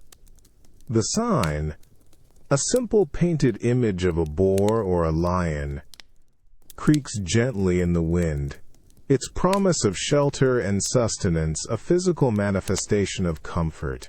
You push open the heavy wooden door, and a blast of warmth, noise, and welcoming smells washes over you. The clatter of tankards, the low hum of conversation, the crackle of a roaring hearth. It's a symphony of belonging, a direct counterpoint to the lonely, dangerous road you've just traversed. You step inside, shedding the cold and the fear like a heavy cloak. You make your way to the counter, your eyes still adjusting to the dim, inviting light. A tankard of ale is quickly offered, its golden liquid gleaming in the firelight. The first sip is pure, unadulterated bliss. The sweet, malty warmth spreading instantly through your chilled body, chasing away the gnawing cold and the insidious fear. It's more than just a drink. It's a profound, visceral comfort, a potent symbol of safety and belonging after a long, perilous journey. It's truly remarkable, isn't it? How a simple sound, a flicker of light, and the promise of a warm, safe drink can transform a moment of utter despair into one of overwhelming, undeniable relief. The journey, you realize, is always a little less daunting when you know a place of warmth and comfort awaits at its end. The warmth inside this frontier inn is a welcome shock after the biting, unforgiving wind of the wilderness, but it's a rough, unsettling warmth. The air is thick with the acrid scent of raw, unfamiliar spirits, stale wood smoke that bites at your throat, and the heavy, unwashed smell of desperate men. This isn't the comforting chaos of a village tavern. It's a tense, watchful quiet, punctuated by low growls and the clatter of heavy boots on splintered floorboards. Your own boots sink slightly into the grime and straw that coat the floor, each step a hesitant shuffle. The innkeeper, a hulking man with a scarred face and eyes that hold no kindness, watches you with a flat, assessing gaze as you approach the counter. He doesn't speak, merely raises a thick brow, waiting. You nod, a silent request for the usual, though what usual means in this desolate outpost is an unsettling mystery. Around you, shadowed figures huddle at rough, unvarnished tables, their faces obscured by the dim, flickering light of tallow candles. Weapons are openly displayed, glinting dully in the gloom. A crude dagger here, a heavy axe there, silent, constant reminders of the lawless lands beyond these walls. Every glance feels like a challenge, every hushed conversation a potential threat. He slams a heavy wooden tankard onto the counter before you, its surface rough and damp. The liquid within is a murky, dark brown, almost black, with a thin, greasy film clinging to the edges. It's thicker than any ale you've seen, its surface disturbed by a few sluggish bubbles. There's no inviting froth, no golden glow. Its aroma is harsh, overwhelmingly yeasty, with an undertone of something bitter and slightly metallic, almost like old blood. Your stomach clenches, a knot of apprehension twisting in your gut. You feel the cold clamminess of sweat prickling your skin, a counterpoint to the inn's dubious heat. You pick up the tankard, it's heavy, almost unwieldy, a substantial weight in your hand.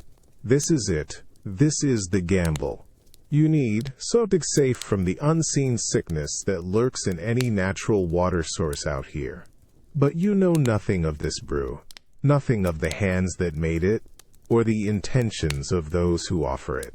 You lift it to your lips, a moment of profound hesitation hanging heavy in the air. The first sip is a shock. It's incredibly strong, far more potent than any common ale, burning a fiery path down your throat, not with the clean heat of spirits, but with a raw, brutal force. The taste is overwhelmingly bitter, a deep, earthy bitterness that coats your tongue, followed by a cloying, unnatural sweetness that lingers, an unsettling promise. You swallow, feeling the liquid settle like a lead weight in your stomach. Your head spins for a brief, dizzying moment, and a subtle tremor runs through your limbs. You glance at the innkeeper. His face remains impassive, unreadable. His gaze is already drifting to the next patron, another weary traveler seeking dubious solace. You take another gulp, forcing it down, letting the numbing warmth begin its work. The harsh light of the candles seems to soften, the menacing shadows to recede, the tense faces of the other patrons to blur into a hazy backdrop. The dangers of the road, the unseen threats of the night, begin to dull, replaced by this internal fire, this potent, risky oblivion. You've traded one unknown peril for another, a deliberate, desperate choice. It's a chilling truth, isn't it? That sometimes the very act of seeking safety in a dangerous world forces you into a gamble, turning the most basic human need into a perilous test of faith in a stranger's hand. Each sip is a small leap into the unknown, a silent prayer against an even deeper darkness. The persistent cold of a medieval winter still bites at your skin, but now a strange sense of distance has settled over you, as if the sharp edges of the year 1347 are softening, blurring. The earthy scent of damp straw and wood smoke begins to fade, replaced by a subtle, cleaner aroma, a whisper of disinfectant and processed air. The rough wool of your tunic feels less coarse, then shifts, becoming something softer, lighter, a modern fabric. You feel a subtle hum beneath your feet, a gentle vibration that isn't the creak of old floorboards or the rumble of a cart, but the steady thrum of modern machinery, an unseen power. The dim, flickering light of tallow candles gives way to a soft, uniform glow, emanating from unseen sources above. The weighty silence of a medieval night lifts, replaced by a soft, almost imperceptible drone of distant engines and the faint, airy whisper of ventilation. The feeling of pervasive dirt and grime on your skin recedes, leaving behind a sensation of surprising cleanliness. You are standing in a clean, brightly lit space, a kitchen, perhaps, or a common room, but one utterly unlike any you've experienced in the past. Your hand, which moments ago gripped a heavy wooden tankard, now holds a slender glass, cool and smooth against your skin. It feels impossibly light, almost delicate, a vessel of refined clarity. The liquid within is perfectly clear, sparkling like a tiny jewel, without a trace of the murky thickness of ale or the deep, rich opacity of wine. It has no smell, no earthy tang, no malty sweetness, no fiery kick of spirits. It is utterly pure. You raise the glass. It feels almost weightless. You bring it to your lips and take a sip. The water is cold, shockingly cold, and utterly flavorless. It's clean. So incredibly, refreshingly clean. It slides down your throat, a pure, unadulterated relief, quenching a thirst you hadn't even realized you were still carrying from centuries past. There's no metallic tang, no earthy bitterness, no fear of unseen sickness. It's simply pure, refreshing water, freely given, effortlessly safe. You set the glass down, a faint, almost silent clink on a smooth, hard surface. You look at your hand, at the clean lines of your fingers, and then back at the glass of water. The contrast with the world you just inhabited, a world where every drink was a gamble, every drop a potential peril, is staggering. This simple glass of water is a profound luxury, a silent testament to centuries of progress, of forgotten dangers, of scientific breakthroughs that have transformed a daily necessity into an unquestioned given. This pure, tasteless water in your hand is a direct echo of the necessity that once defined medieval life. It stands as a stark reminder of the immense journey humanity has undertaken, from a time when the mere act of drinking safely was a continuous life-or-death decision, to a present where such purity is simply a choice, taken for granted. The real story, you realize, is in the silent progress, the unseen battles won, allowing this simple act of hydration to become so utterly unremarkable. The cool, smooth glass feels utterly familiar in your hand, its delicate curve, a stark contrast to the rough earthenware or heavy pewter of the past. Around you, the air hums with a vibrant, low-level thrum, a blend of soft music, the gentle clinking of ice in glasses, and the easy flowing murmur of conversations. It's a modern bar, perhaps, or a gathering in a friend's brightly lit home. The scent that reaches you is complex, a carefully crafted bouquet of hops and malt from a chilled beer, or the subtle citrus and botanicals of a cocktail. The sharp, metallic tang of fear, the earthy smell of contaminated river water, or the acrid stench of battle, all are distant, almost forgotten echoes. You watch the liquid swirl, clear and inviting, its clarity a testament to invisible processes, to scientific understanding. You know this drink is safe. Not just pure, but meticulously crafted, its very existence free from the primal fear that haunted every medieval sip. You lift the glass, the cool condensation clinging to your fingers, a small, delightful sensory experience. You bring it to your lips. The taste is immediate, a burst of flavor that dances on your tongue. It's crisp, refreshing, perhaps with a pleasant bitterness, or a sweet, warming complexity. It's a taste chosen for pleasure, for enjoyment, for the subtle alchemy it performs on your state of mind. You swallow, feeling the cool liquid slide effortlessly down your throat, a soothing balm that carries no hidden threat, only the promise of relaxation, of ease. Around you, people are laughing, leaning close to share secrets, their faces softened by the ambient light and the gentle effects of their chosen libations. A hand rests casually on a shoulder. A shared smile passes between new acquaintances. You see the unspoken bonds forming, the walls between individuals lowering, facilitated by the shared ritual. It's the same camaraderie, the same loosening of inhibitions you witnessed in a medieval tavern, but now it's a choice, a social grace, rather than a desperate necessity for survival.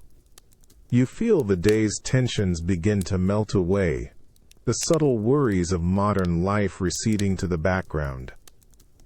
There's a quiet comfort in this shared act, a profound sense of belonging that resonates deeply within you. It's a collective exhale, a moment of respite from the relentless pace of your world. The safety of the water, flowing freely and purely from your tap, has freed alcohol from its ancient role as primary sustenance, but its ability to connect, to soothe, to celebrate, to forge bonds, that remains, an indelible mark on our social fabric. You take another sip, and the taste is more than just liquid. It's an echo of centuries of human ingenuity, of a primal need for a safe drink, transforming itself into the complex social rituals you observe today. The medieval necessity to drink was a daily battle against illness, Your modern choice is a daily celebration of freedom, yet both speak to a fundamental human desire for connection, comfort, and a moment of shared, unburdened existence.